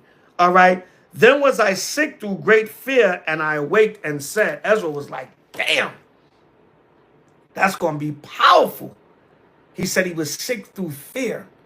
So when Yahushua returned, what does it mean for you? Are you going to be glad? Are you going to be sorry? The other nations, you're going to be bound going into captivity.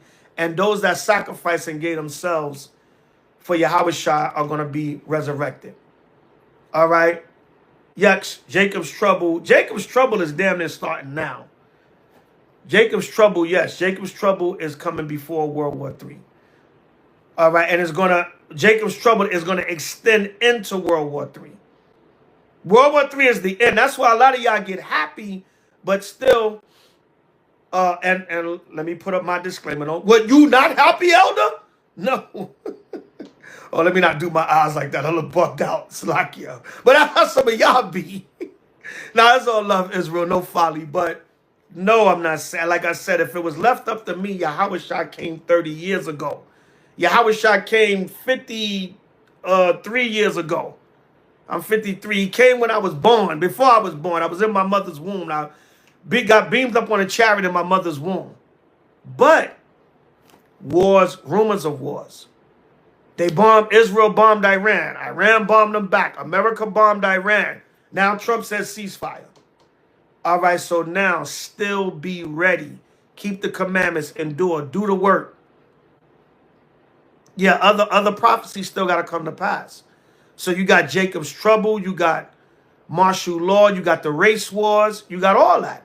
And that's going to lead into the Third World War. The Third World War is the final frontier. That's it. Once the Third World War happened, the chariots are coming.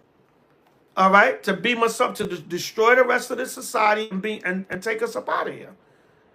So all that is going to lead in, and we about to go into Jacob's trouble real soon. All right? It's brewing up. I don't want to give no day or hour because I'm not the Most High, but 2 Peter says we have a more sure word of prophecy. You can see certain things happening on the earth and it's coming, like the economy. the economy. Look at a lot of these celebrities and stuff, man, and these people saying they broke. Look at Dame Dash. Dame Dash, man, the man, like, his daughter had to move out of her apartment, her $10,000 a month apartment in New York. The man had to, I think the man had to give up his house for sale. Look at that proud-ass black woman, B. Simone.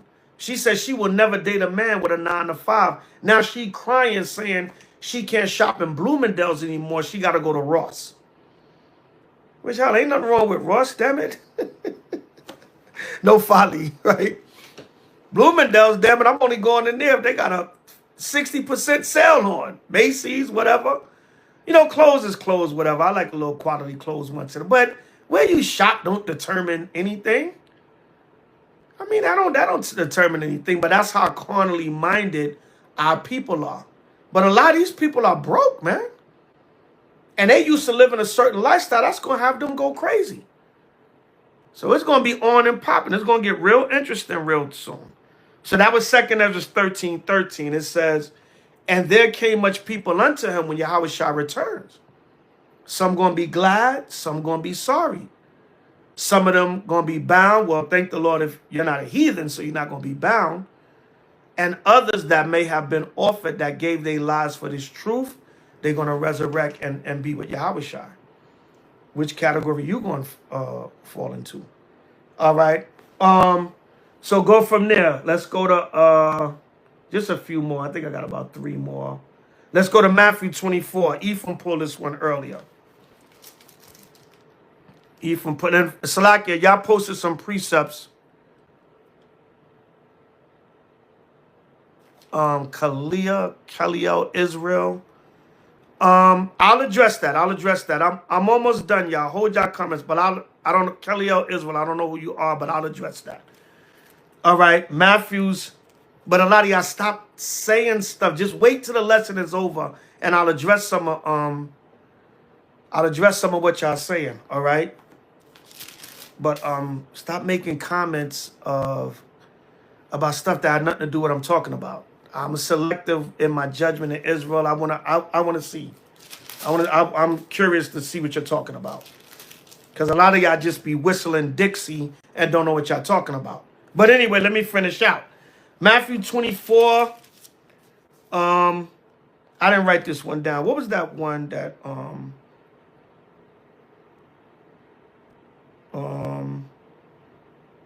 he started at? Ephraim posted it earlier. But I'm going to start at 42. Matthew 24:42. Watch therefore, for ye know not what hour your Lord doeth come. All right, now, right?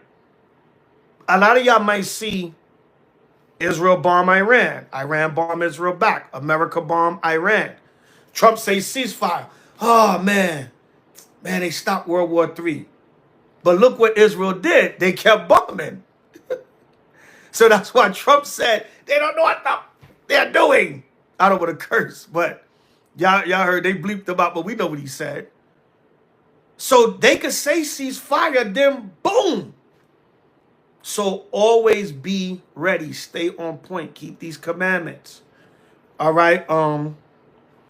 It says, but know this, that if the good man of the house had known what watch the thief would come, he would have watched and would not have suffered his house to be broken up.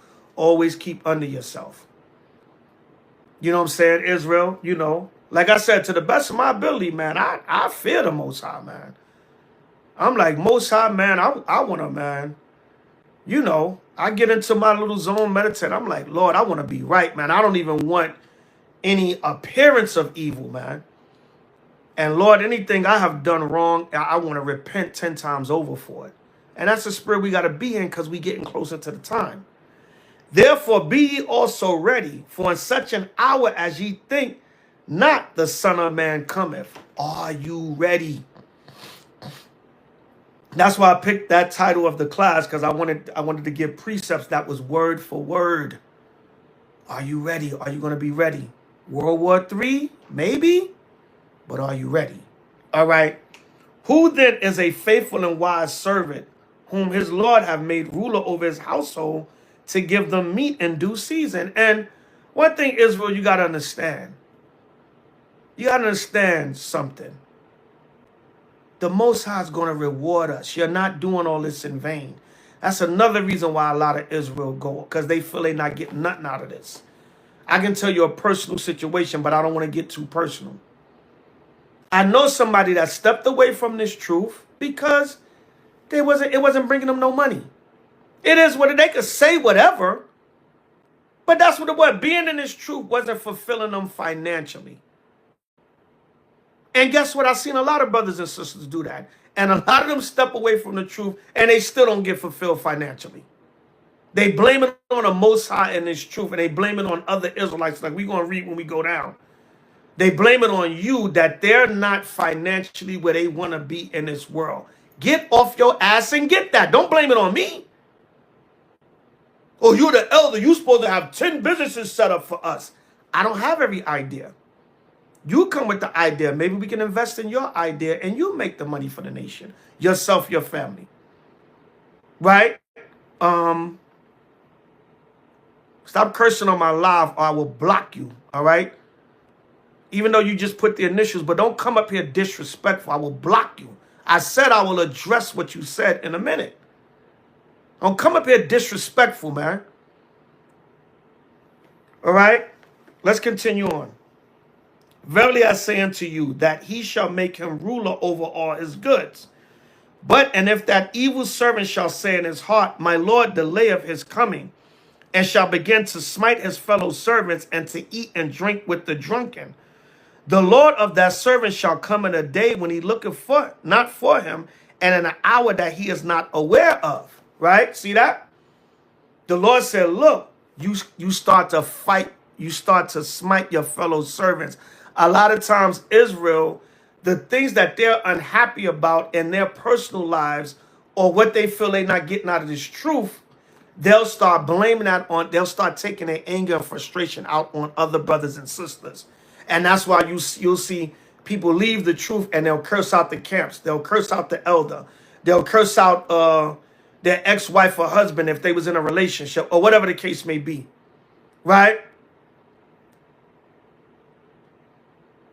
Oh, my bad. I apologize. And you didn't call me out because I don't even know what the hell you're talking about. So hold your horses. I'm not in my feelings. I thought you was being disrespectful because I didn't address you. Now hold your horses. I'll address you. You didn't call out a damn thing.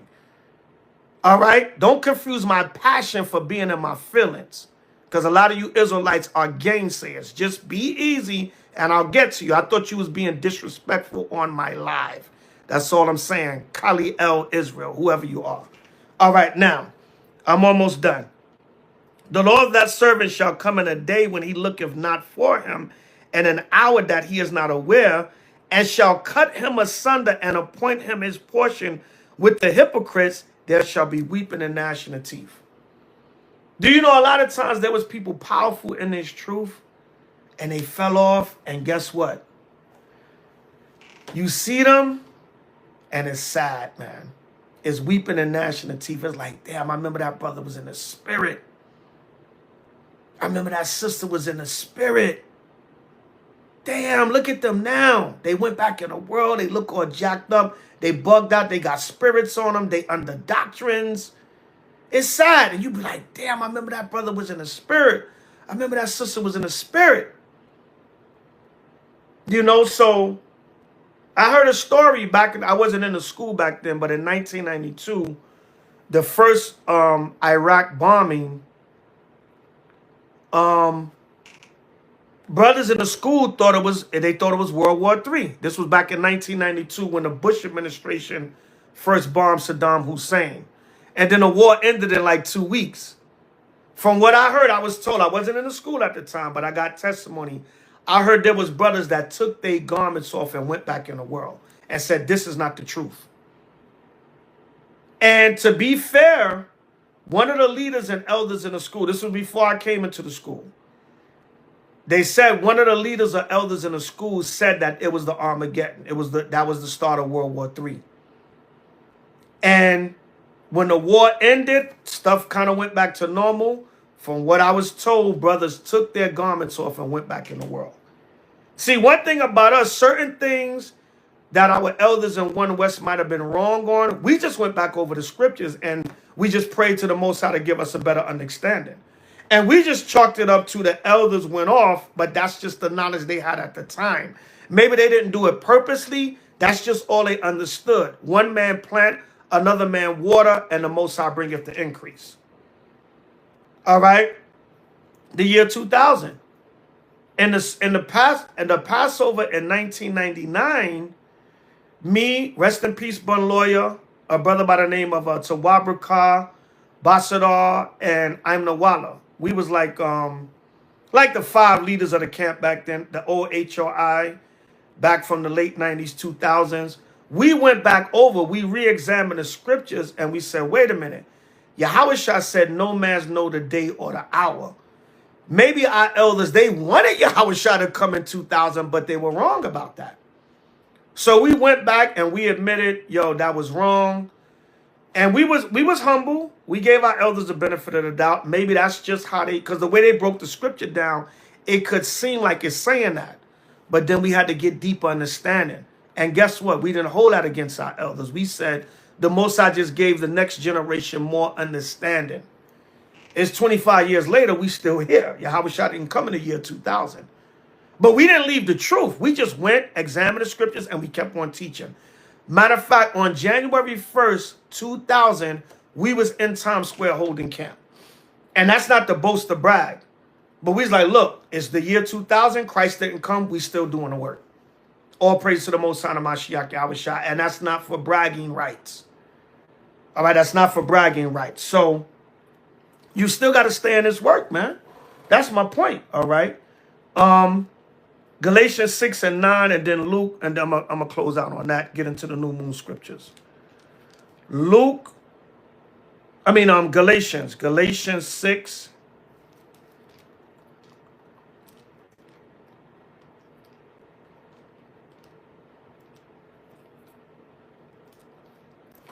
Galatians 6 and 9. Galatians 6 and 9. And it reads thus and so. And let us not be weary in well-doing. So like, I should have put my phone on Do Not Disturb. I'm getting alerts. We're not talking about Zechariah 14 right now, brother. Let me finish the lesson. Then I'll take a few questions at the end. All right, Galatians 6 and 9. And let us not be weary in well-doing. For in due season we shall reap if we faint not. So you can't faint. Even an elder is still, I'm an elder myself, but there's other elders I look up to that are older than me and been in the truth longer, and those are my elders. But if they go off on something, I'm not taking my fringes off and going back in the world. I'm going to just say that elder made a mistake. Matter of fact, I'm going to pray for him and say, Most High, give him the proper understanding and forgive him, especially if he didn't teach something false purposely. That was just the understanding he had at the time. Where's the mercy at, Israel? Damn, you just want to chop everybody's head off. The One West camps lie. Right? y'all just looking for blood, man. Damn. Where's the mercy? Right? And that's what we did with our elders. We said, look, we give them the benefit of the doubt. Maybe they just taught what they understood at the time. A lot of y'all hate One West so much. But a lot of it is jealousy and envy and competition too. All right. But anyway, it says, that's it on that. I just wanted the Galatians 6 and 9. Don't be weary in well-doing, meaning don't give up or get worn out from doing righteousness. All right. We're not talking about that right now. I'm not taking none of that because that's not the topic that we're on. I will take questions or comments at the end. All right. Galatians, Luke 1 and 17. Yeah, Karen. Luke 1 and 17. And it reads thus and so. It says, and he shall go before him in the spirit and power of Elias. This is talking about John the Baptist, all right? To turn the hearts of the fathers to the children and the disobedient to the wisdom of the just, to make ready a people prepared for the Lord. So what did John the Baptist come to do? He came to baptize Israel spiritually. And Yahushua baptized him. And the baptism came through Yahushua also. But the true baptism is the renewing and the washing of the mind, the repentance in the Most High's word. So what do we have to do? We have to be renewed and made ready, a people prepared for the Lord. So World War III maybe, but are you ready? Luke 1:17. Ba Shema Mashiach Yahushai. Kwame Shada. Short lesson, y'all, to the point. There's a million more precepts we can get on that, but I just want to get into that tonight because what I'm seeing. I'm like, oh, you know, last week I'm watching all this war coverage on CNN. Now Trump cursing them out because he said, look, I told y'all to have a ceasefire and y'all still over there bombing, goddammit. Salakia, y'all, no folly. Ba Shema Mashiach Yahushai. Let me get a couple of new moon scriptures because tonight is the new moon, 4th month.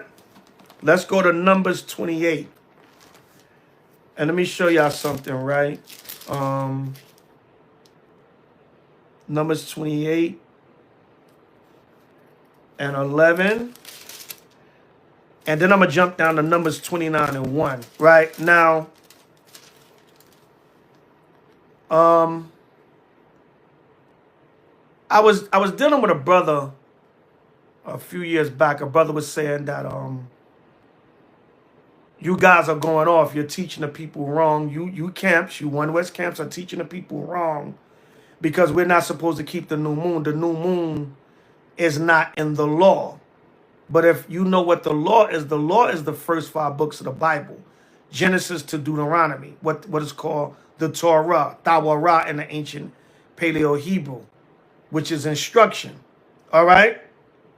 So now, Numbers 28 and 11, it says, and in the beginning of your months, ye shall offer burnt offering unto Yahweh, 2 young bullocks, and 1 ram, 7 lambs of the first year without blemish. Right? So in the beginning of our months, Numbers the 28th chapter, Shalom, SOT in the building, Ashar Kadash Sharab. Numbers the 28th chapter and the 29th chapter gives us the offerings for every feast day. So Numbers 28:11 says what? The beginning of your months. You link that up with Numbers 10 and 10. So that's the new moon. The beginning of the month is the new moon. Now, let's jump over to Numbers 29 and 1 because the brother was trying to tell me, well, the new moon is not in the law. I said, well, what about Leviticus?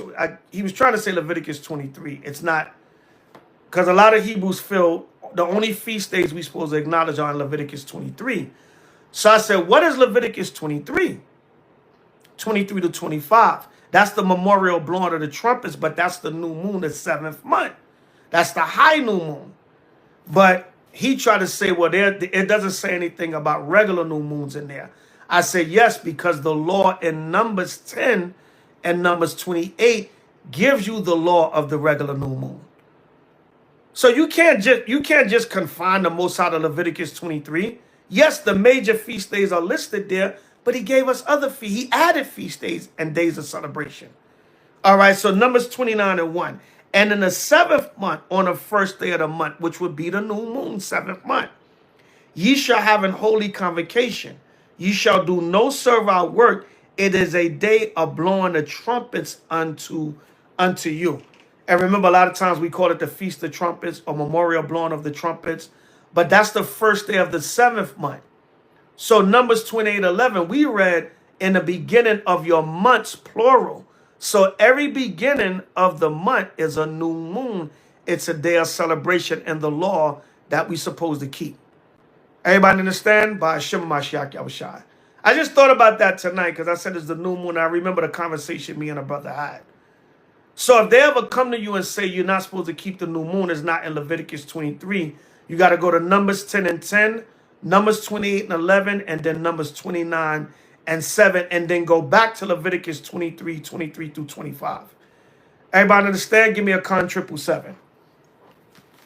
All right. A quick cut on these people that say, I don't know, I think these Israelites be lazy with keeping the feast days. I mean, who don't want to come together and pray, read some scriptures, eat, drink, and be merry? Who don't want to do that? Right? Let me block some of these people up on here. Block a few people. I know. I'm gonna say it to y'all shall come back. Right? I gotta get some mods up here. I'm gonna say it to y'all shall come back. All right, 2 Chronicles 2 and 4. Behold, I build an house to the name of Yahweh my power, to dedicate it to him, and to burn before him sweet incense, and for continued showbread, and for the burnt offerings morning and evening, on the Sabbaths and on the new moons, and on the solemn feast of Yahweh, our power. This is an ordinance forever to Israel. So Solomon just said he's building the house. All right. He said he's building a house unto the Most High Power Yahweh. And when he builds a temple, he's going to burn all the offerings that he read about, that's in the law, Numbers 28 and 29, on the Sabbaths, on the new moons, and on all the solemn feasts of the Lord. So even Solomon acknowledged the new moon and said he's going to burn the offerings on the new moon from Numbers 28, from Numbers 28, 11 through 15, and Numbers 29 and 1. 29, 1 through 7. Salakia. Brother Gabar in the building. Ty Davis in the building. Come each other. All right. So that's it on that. Where we going from there? Let's go to Psalm 104. Let's go to Psalm 104. Just a few scriptures on the new moon and the moon in general. Since we're celebrating tonight the dark moon, which is the new moon. We have another controversy in Israel. Some people celebrate the first crescent.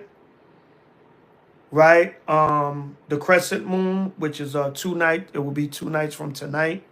We still see the dark moon, but some brothers are converting over to the crescent moon. It's all good. All right. We're gonna address that later. Psalms 104, verse 19. He appointed the moon for seasons. Every 3 new moons, you get a new season. There's 12 months in a year, 4 seasons. Every 3 new moons, depending on how you calculate, you're going to get a different season. He appointed the moon for seasons. The sun knoweth his going down. All right. All right, El Teller, just listen, brother. Okay, listen. When the time comes, when I finish, you can make your comments or ask your questions. That's understandable. Yeah, I just got to learn a little patience, Israel. That's all. I think Ephraim posted that. Learn a little patience. And we have classes 4 days a week that y'all can tune in and ask questions and get understanding. We got camp videos. We on Facebook. We on Instagram. The word is going out everywhere. And not just us, other camps.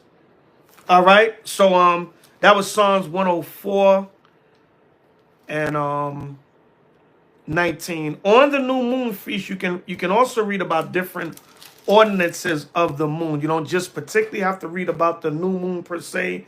You can read about different ordinances of the moon. All right. Yeah, Ezekiel 46. Ezekiel 46 and 1. Ezekiel 46 and 1 that can be used to prove that the new moon is also a Sabbath. All right. Along with you can also use Amos 8, 4, and 5. All right, I believe it is. Let me look it up. We don't have to get it. Let me look it up real quick. Amos 8, I believe 4 and 5. Yeah, Amos 8, 4 through 7. No, 4 through 6. Amos 8, 4 through 6 with Ezekiel 46 and 1 to prove that the new moon is also a Shabbat. So yes, tonight is a Shabbat. It's the same restrictions as the regular Shabbat, except for you can eat and drink, cook, and feast because you're feasting for the new moon. You can do anything that has to do with the new moon. Outside of that, nothing else. Well, that's what we understand at H.O.I. Other brothers may have different understanding. That's what we understand here. All right. So yeah, again, Ezekiel 46:1 with Amos 8:4-6 to prove that the new moon is also a Shabbat, along with various other scriptures. Let's go to the Apocrypha from there. Shalom SOT Nakama Khan Kwame Shalom. Is y'all new moon tonight, Ak, or tomorrow? I know sometimes y'all a day after us. Shout out to SOT. Young priest, y'all were all in the SOT family. Let's go to Sirach. Right. Let's go to Second Ezra Salaki. Let me get the one in Second Ezra's. Let's go to Second Ezra 6. Second Ezra 6 and 45. Upon the fourth day, thou commandest that the sun should shine, and the moon give her light, and the stars should be in order, and gavest them a charge to do service unto man that was to be made. Right? Okay, Khan, you in New Zealand, you're in a different time zone, Khan. Yeah, you have to adjust according to what time zone you in. So Second Ezra 6, 45 and 46 goes with Genesis 1, 14-19. The creation of the moon was to do service unto man. One of the services unto man is the cycles of the moon. From the dark moon to the first crescent to the half moon, the full moon, and then the waning gibbous back to the dark moon. That service is for us to calculate time and know how to calculate the new moons and the feast days. One of the services. All right, so that was the ordinance of the moon. All right, Luke 21. Luke 21:25. Luke 21 and 25. And it reads thus and so.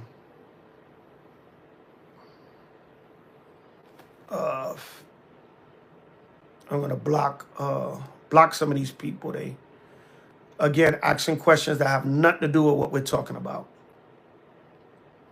So we're going to block these people. Now, some of y'all coming on here new and you don't know anybody, you're just asking a question in general. Just wait. Wait, let me be done. I'm almost done with the main part of the lesson.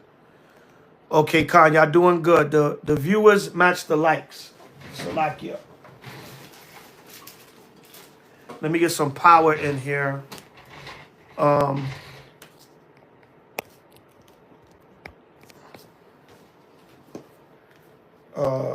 I don't go out. All right, Khan. All right, Luke 21:25. And there shall be signs in the sun and in the moon and in the stars and upon the earth distress of nations, with perplexity, the sea and the waves roaring. And we just witnessed that. All right, there was uproars of the people with distress of the nations with perplexity. You just had all them ice riots. All right, and there was rioting in different states. It got wild in L.A. I was out in L.A. I didn't see anything, but it was out there. I just wasn't in the areas where the smoke was at. All right, but people were sending me videos. You were seeing it on the news. Marines had to be called in, National Guard. They throwing bricks and boulders at the LAPD and the sheriffs. So yeah, right. And the sea and the waves roar, meaning the nations in an uproar. We just saw that with Iran, Israel, and America, and all the other nations that are affected and was talking tough also. Right, we're backing up Iran, we backing up Israel, we backing up America, whatever. All right, so we living in real-time prophecy. Men's hearts failing them for fear and for looking after those things which are coming on the earth. For the powers of heaven shall be shaken, the nations are going to be shaken up. And then shall they see the Son of Man coming in a cloud with power and great glory. And when these things begin to come to pass, then look up and lift up your heads, for your redemption draweth nigh. So when these things start to happen, what? Lift up your heads because Yahushua is on his way to deliver the children of Israel. All right. And there's going to be signs in the sun, the moon, and the stars, and upon the earth, distress of nations. We're going to see signs in the heavens. All right. So in this new moon, we get into that also. I think we got a super moon coming up, I think in August or September. Whatever the case may be, you know, you got lunar eclipses and different things. Most I'll be showing us signs. All right. So one more, Colossians 2, 16 and 17. Colossians 2, 16 and 17 to close out on this new moon here, right? Get it right, Israel. Get ready, because you never know. You know what I'm saying? It could be so-called peace today, destruction and war tomorrow. Ceasefire today, nuclear fire tomorrow. Con? Everybody give me a con 777. All right?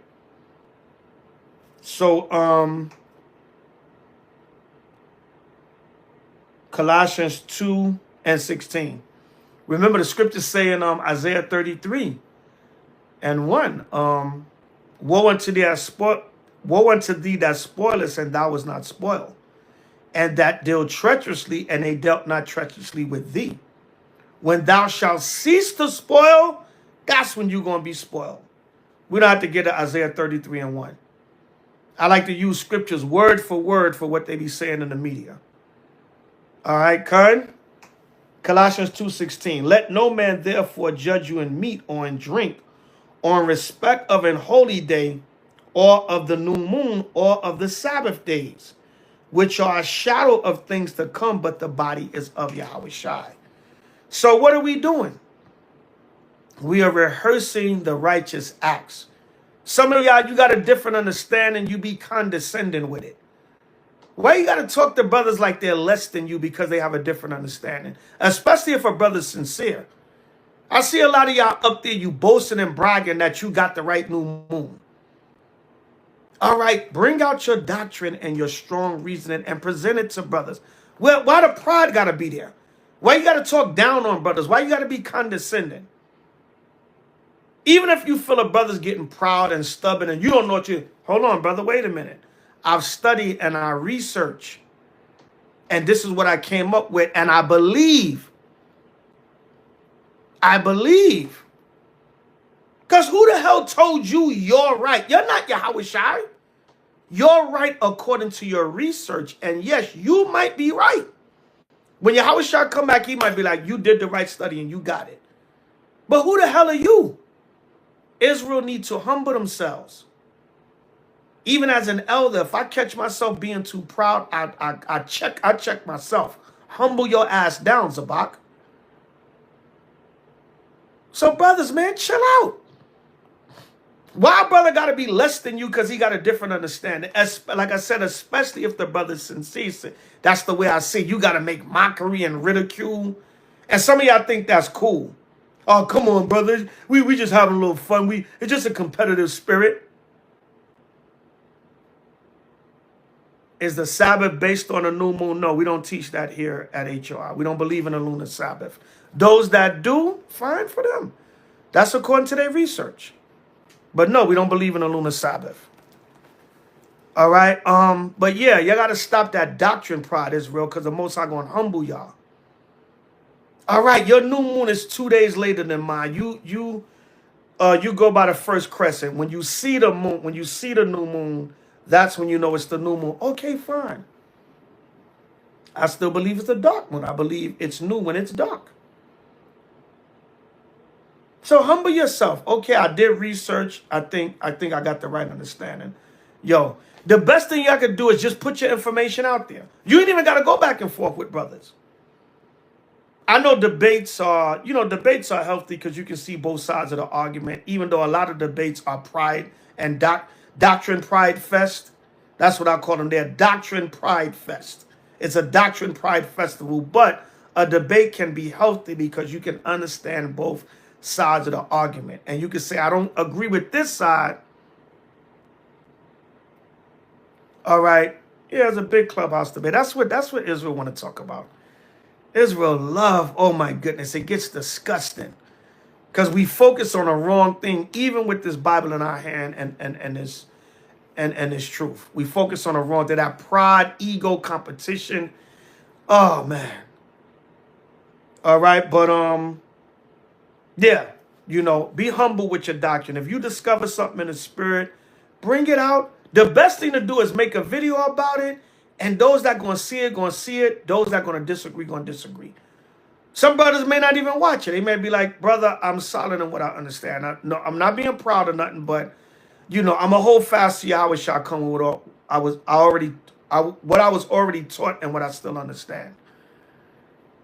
And let me say this through the spirit, to be humble. That's not out of pride. That's playing it safe.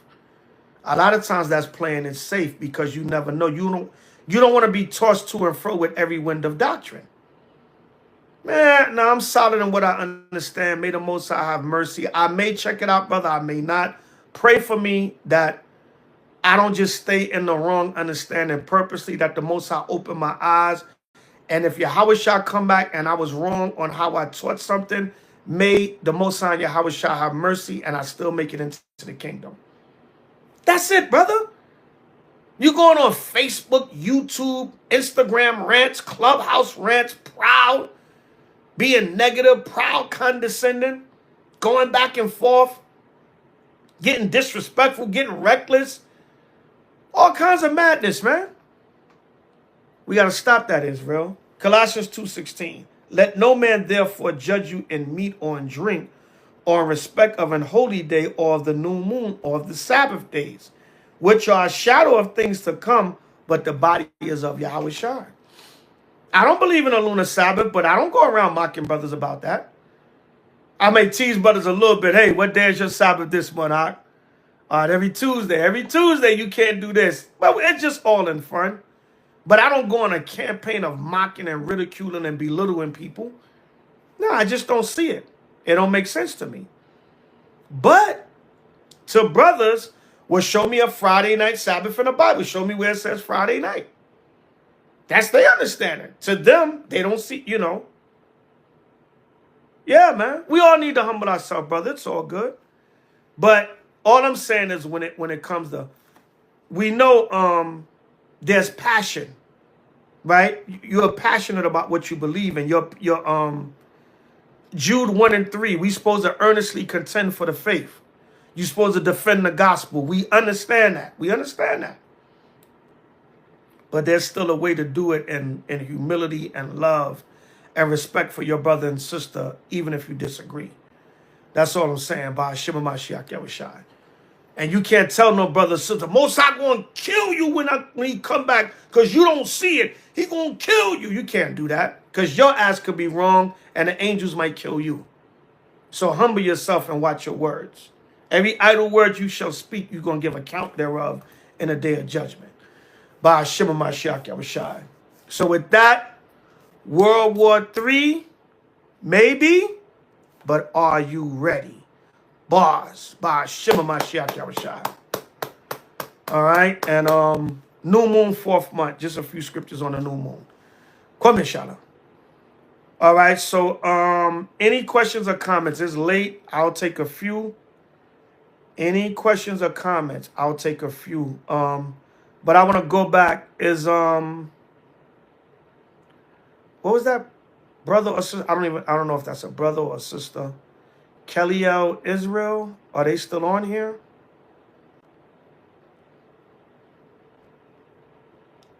Somebody named Kellyo Israel.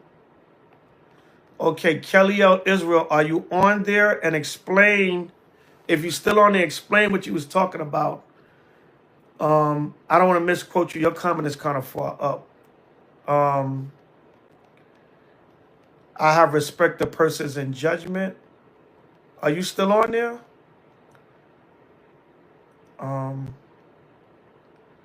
Kellyo Israel. Khalil. Kellyo Israel, yeah.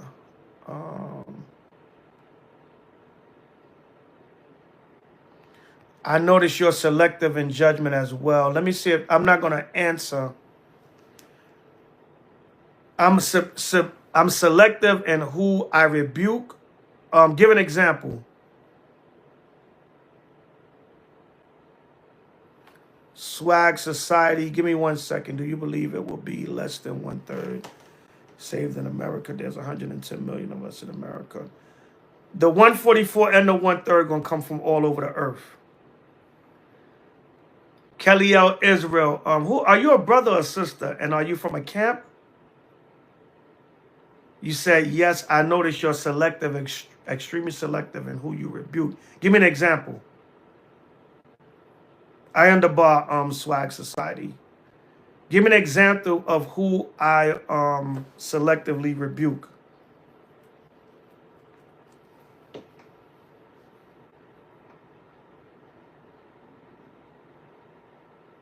If you see people in Israel sinning, you should rebuke them publicly. I guess you mean sinning. Who did I not rebuke in Israel that was sinning? Because you got to understand something. Because we don't make a video about it's like that's what y'all want. Because we don't make a video about every damn situation in Israel, I would have no life. If I sat on here and rebuked every sin like you want me to, or you think I should, then I wouldn't have, you know how much stuff I know about in Israel? So I would have to make a video about every single situation to please you. Now, do I rebuke brothers and sisters to their face? Yes. Do I call them on the phone if I'm not in their face? Yes. Do I have personal relationships with a lot of brothers and sisters that I correct when you're not around, Kelly L. Israel? Yes, I do. You don't see me you don't see every time I correct an Israelite. Now, if anybody know me, I do lessons all the time on wickedness in Israel. I don't call out every single person by name. A lot of times I say if the shoe fits, wear it. Or I'll start off with I don't even like to say if the shoe fits, wear it, because then Israel think you taking a jab. It's a slight. It's a sub. He's talking about me.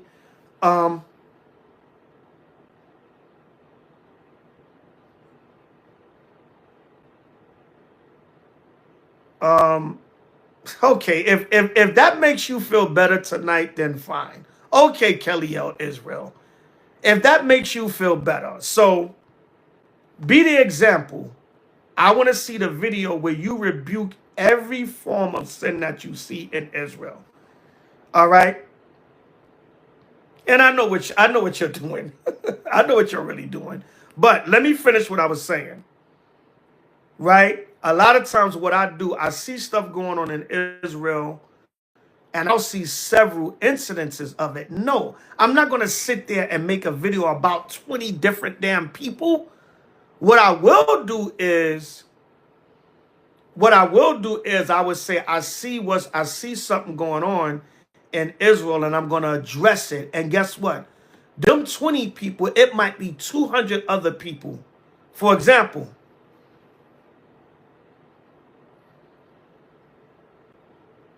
stop being worried. What the hell are you talking about? Y'all people are bugged out. Romans 10:21. All day long I've stretched forth my hand to a disobedient and gainsaying people.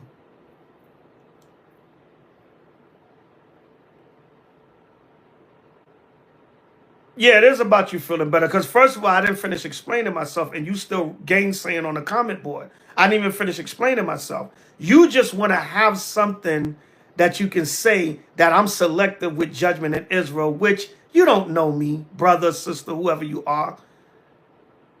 So I was actually explaining how I do rebuke all wickedness in Israel. But if we know about 100 people doing something in Israel, are we to sit and make 100 videos about each person? No. We say, look, this is going on in Israel, And if you're guilty of it, you better repent and stop. All right? So please, I don't know what you're getting out of the gainsaying, right? No, you're famished.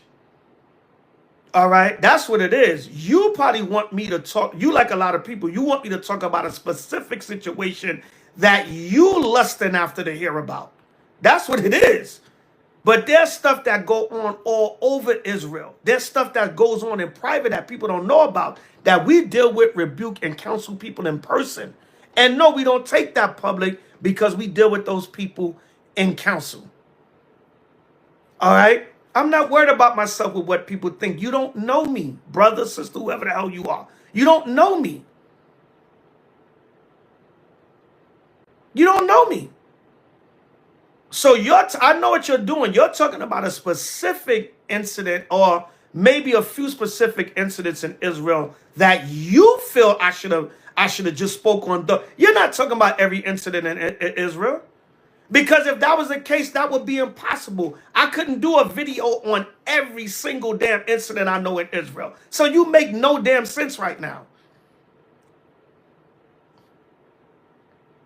All right, I don't expect sincerity from you either. You a gainsayer and you coming up here trying to paint a narrative because a certain situation you wanted me to make a video on. I know what the hell you're talking about. You a damn gainsayer. And I'm not in my feelings. I'm good. And if you really want to have a conversation with me, hit me up. Because that's all it is. It's probably a certain situation, and we probably all know what that is, that you felt I should speak on. Right? And do you know how many situations are going on in Israel, even behind the scenes? People that actually need real counseling and correction. People that are going off, but they struggling with different things. People that are crying. People that are suicidal. People that are saying, elder, please, I need help. They admitting to what they're doing wrong. So I should make a video on every person to fulfill you? No. You want me to make a video on a specific situation. I know what the hell you talking about. And if I be a bet man, I could probably figure out who you are. Stop it, man. And don't confuse my passion. But stop the gainsaying pettiness in Israel. It's that old situation that you and everybody else wanted us to talk about. All right? Now you got off the comment board because you know you just whistling Dixie. All right? So come on, stop it. Y'all know the stuff that we deal with as elders? What about the stuff y'all don't know about? What about that?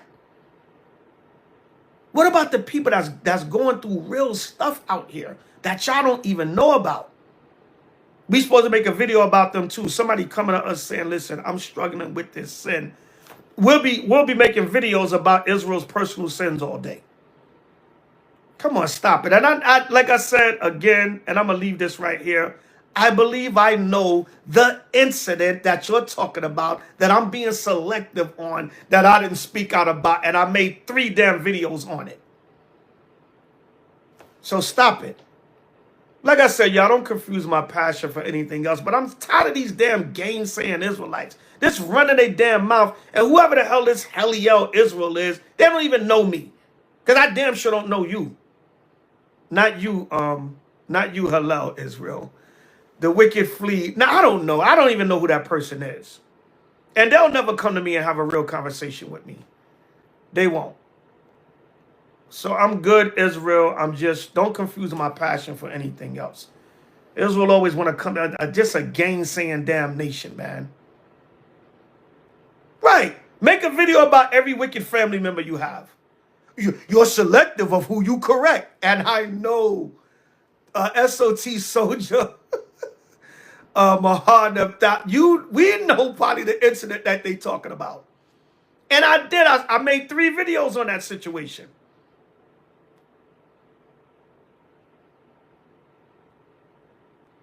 Should we not be trying to teach or wake up our people if we ourselves are still learning, growing, and don't have the full knowledge, wisdom, understanding? You can teach them what you know. Teach what you know. But I would say this. Only teach people that want to learn. A lot of times people waste your time. They ask questions to make mockery. You teach them and then they go back and laugh at you. So try to read people's spirit and make sure they sincere. Only teach people that's really asking because they really want to learn. And just try to read the spirit. But no, you can teach them what you know. As you grow in knowledge, you teach them what you know. And if you're a family member or a friend, they ask a question and you don't know it, just come back to the brothers and get the answer. All right? The scriptures don't say. The scriptures don't say. It doesn't give a time frame.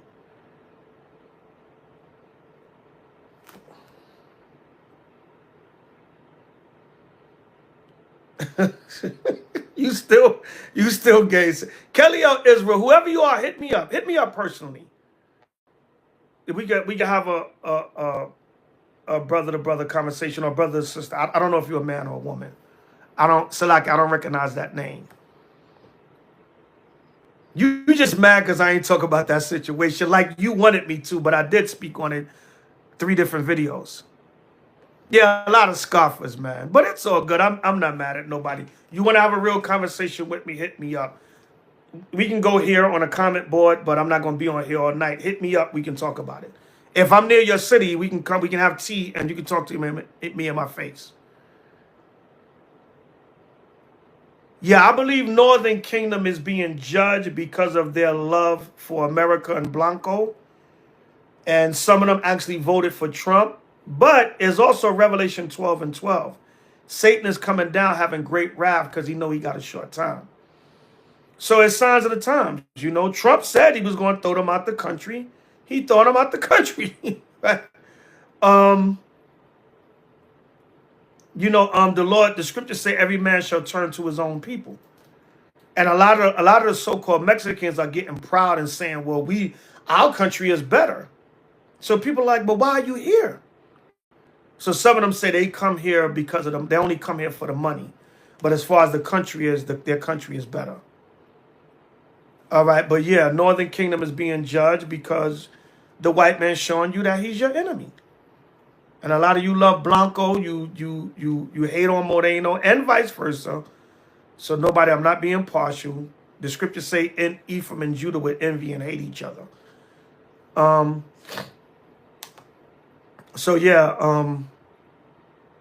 Everything is judgment in one way or another. You know, and the Most High showing us you can't trust in this society. They'll let you in to work for nothing, then they'll kick you out. And you know, Trump is being that hardliner that he said he was going to be. Is he still trying to build that damn wall? What happened to the wall? I ain't hear no talk of the wall in a while. But yeah, any more questions or comments, man? It's getting late on here. I'm gonna get up off of here, y'all. The water for still being up with the elder. Hit that like button. Hit that like button. 72 people in here and 61 likes. So you think the white man is your problem, and that's because it's built?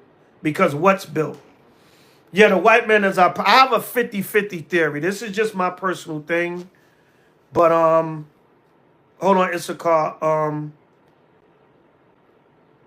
I have a 50-50 theory. I believe half of our problem is the so-called white man and him being a devil and persecuting us as a people. And the other half is our problem, our rebellion and stubbornness against keeping the commandments of the Most High. But that's just me. What about brothers who have to work 60 plus hours a week? Esau gives us no time to do the work. Just wants us to be busy and wants us to have no time to think with the Most High. Of course, the Most High will understand. Pray that you get a better paying job where you can work less hours and make that same money to be able to pay your bills. Or some days you got to go without sleep and still make time to do the work.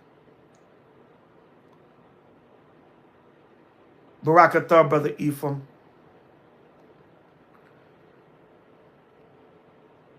Anybody else?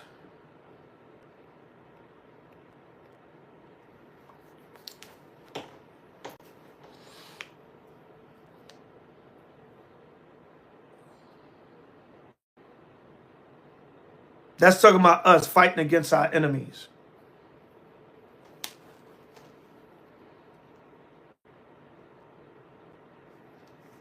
In the last days, we're going to fight against Esau and the other nations.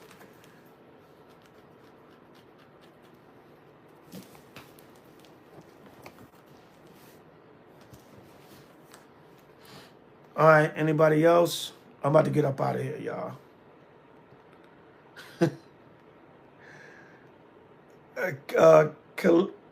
Kelly L. Israel, you still there? Let's talk about it, brother or sister, whoever you are. You in the city near me?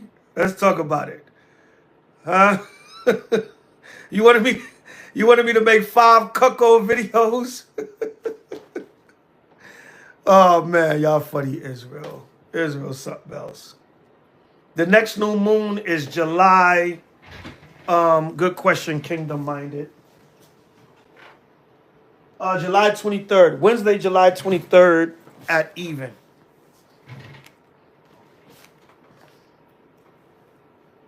Then you know, because of the Talmud, the Talmud is a perverted book that ain't gonna make us lose nothing. We're gonna win through the Bible. We're gonna conquer. It tells you in Revelations, we overcometh them by the blood of the Lamb and his word. I'm paraphrasing, but the hell with the Talmud. We ain't gonna lose a damn thing to the Talmud. The Talmud. Throw that book in the mud. I'm Christ-like, but I'm not a religious Christian like you think in the churches. But I'm Christ-like, yes. We are Hebrew Israelites, and Christ is our Messiah. We believe in the Heavenly Father and his Son, and he's our Messiah.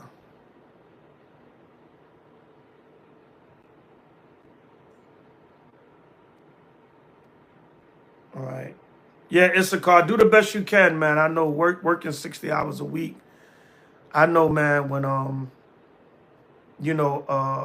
used to work the 9 to 5.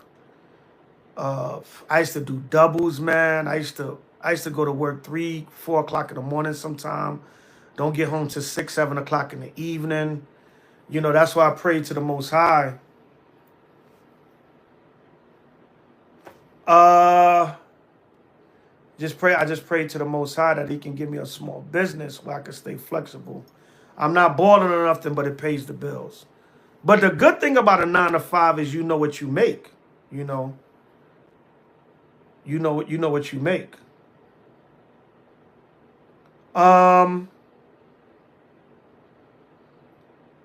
Kingdom breakdown on Christ, Yahweh shall be in Solomon.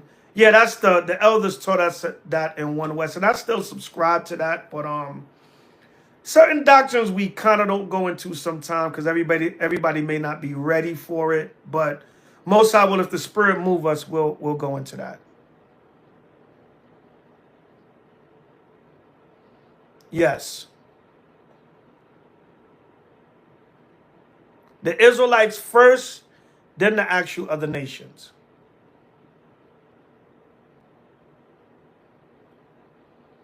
Josh Carter Ortiz. What do I con people out of?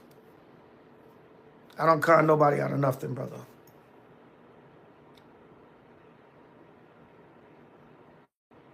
I have a small business. Oh, you talking to Issachar? What kind of work you do? Yeah, you're doing doubles out in that Arizona heat. That's no joke. Straight cult, you said Will Shine, then you can get the hell up out of here. Since we're a cult, don't listen to us. Get out of here.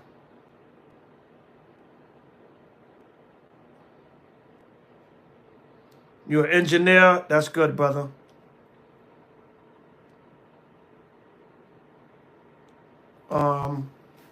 Just as long as you're not working out in the damn heat. But if you have to, you got to do what you got to do. Stay hydrated. Try to stay as cool as you can. You got to make your daily bread.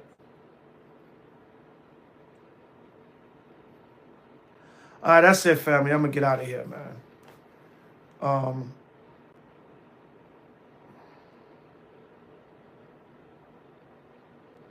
Yeah, everybody, a lot of brothers, we had brought that out years ago. And A lot of brothers was not ready to understand that Solomon, the connection between the spirit with Solomon and Yahweh. So I remember, and we had a big council about that years ago in the old house of Israel, and we had to bring it out. No, we're not all equal to the Most High. The Israelites are superior. Deuteronomy 7:6 said we are above all nations. That's the way the Lord made it. We are superior to all people.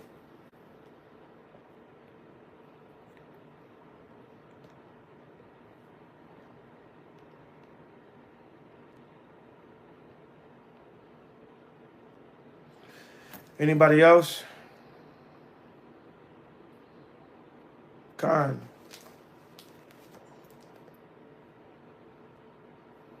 There's a lot of different teachings in Israel now. Everybody, everybody,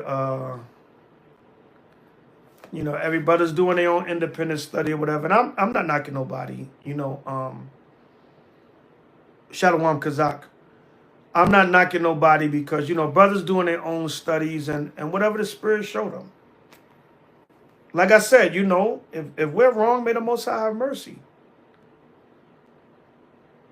But that's not for you to be proud or negative or disrespectful to your brother or, condescending or whatever. All right, the Most High dealing with you, he dealing with you. All praises. SOT, Shalom, yeah, staying up with the elder, all praises. Come here, Shalom. Let me light some Frank and Myrrh, and I'm going to get up out of here.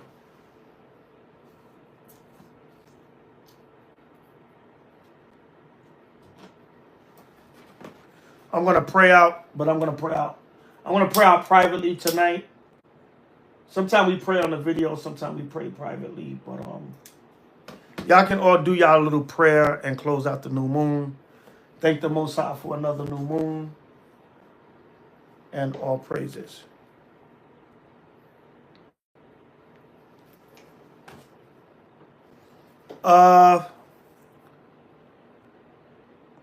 Nah, my brother, that's a one-shot banner right there. Nah. It hit me up, man. I'll think about it. But that was a unique design that a brother did for me. And I just wanted a banner for my office for when I do my videos, and the brother hooked it up for me and I had it printed. But I don't know, brothers, one of a kind, brother. One of a kind. Nah.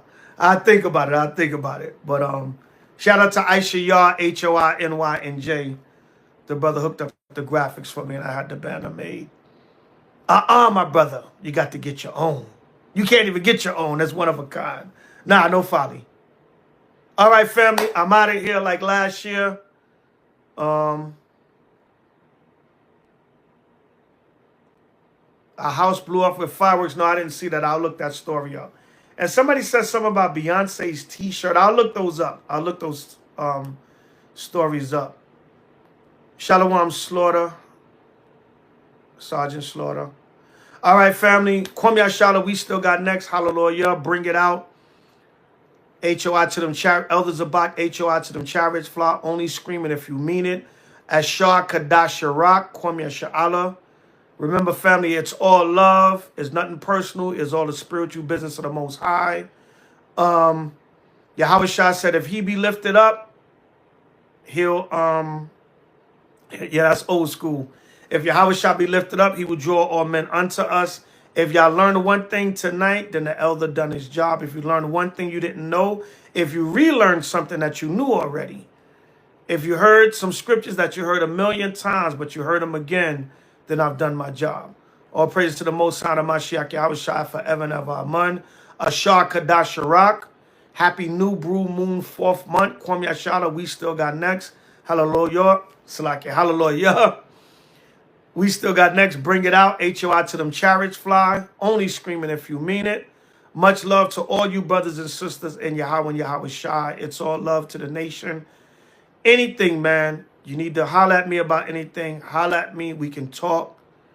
Any of you brothers and sisters, as long as you come respectful, We can have a grown man and woman spiritual conversation in Yahweh and Yahweh Shai. If you come with BS and disrespect, I'm going to tell you where you can go. All right, so all praise to the Most High, the Mashiach Yahweh Shai, Kwame Ashala. We still got next. Bring it out.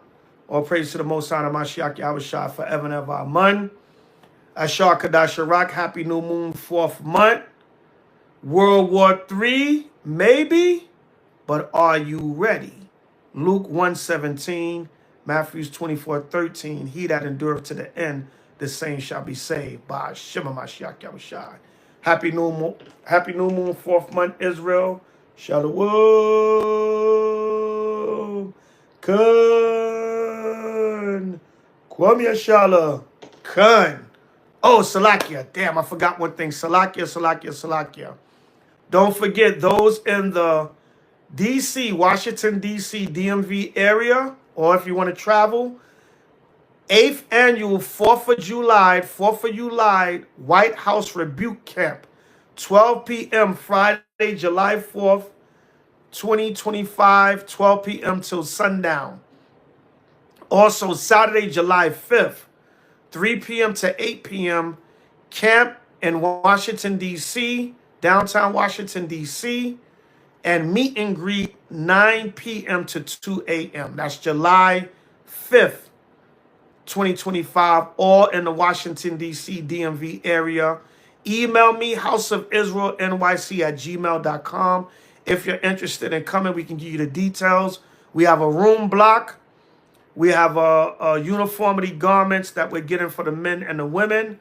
And we're having a weekend, a 2-day weekend of camp celebration meet and greet, and a few other things, surprises we got for the family. All right.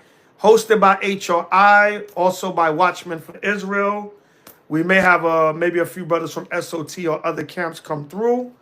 But come on through, Israel. All are welcome, long as you cordial and you're respectful and you have a rapport with H.O.I. It's all love. Come on through, come in decency and in order, and support the 8th annual 4th of July rebuke. All right. So again, Salakia about that, y'all. I know I've been saluting y'all out for like the last 20 minutes. All praise to the Most High, Mashiach Yahweh Shai again. Elder, priest, brothers of Bach, whatever title you want to bestow upon me, long as it's sincerity and humility. H.O.I to them chariots fly, only screaming if you mean it. All the camps in Yahweh and Yahweh Shai throughout the 4 corners of the earth. We still got next, bring it out. H.O.I pull-up boys, all the camps in Yahweh and Yahweh Shai throughout the 4 corners of the earth. Kwame Yashala, we still got next, hallelujah. Bring it out. All praise to the Most High and Yahweh Shai forever and ever. Amen. Shalom. Khan. Kwame Yashala. Happy new moon, 4th month. Shalom.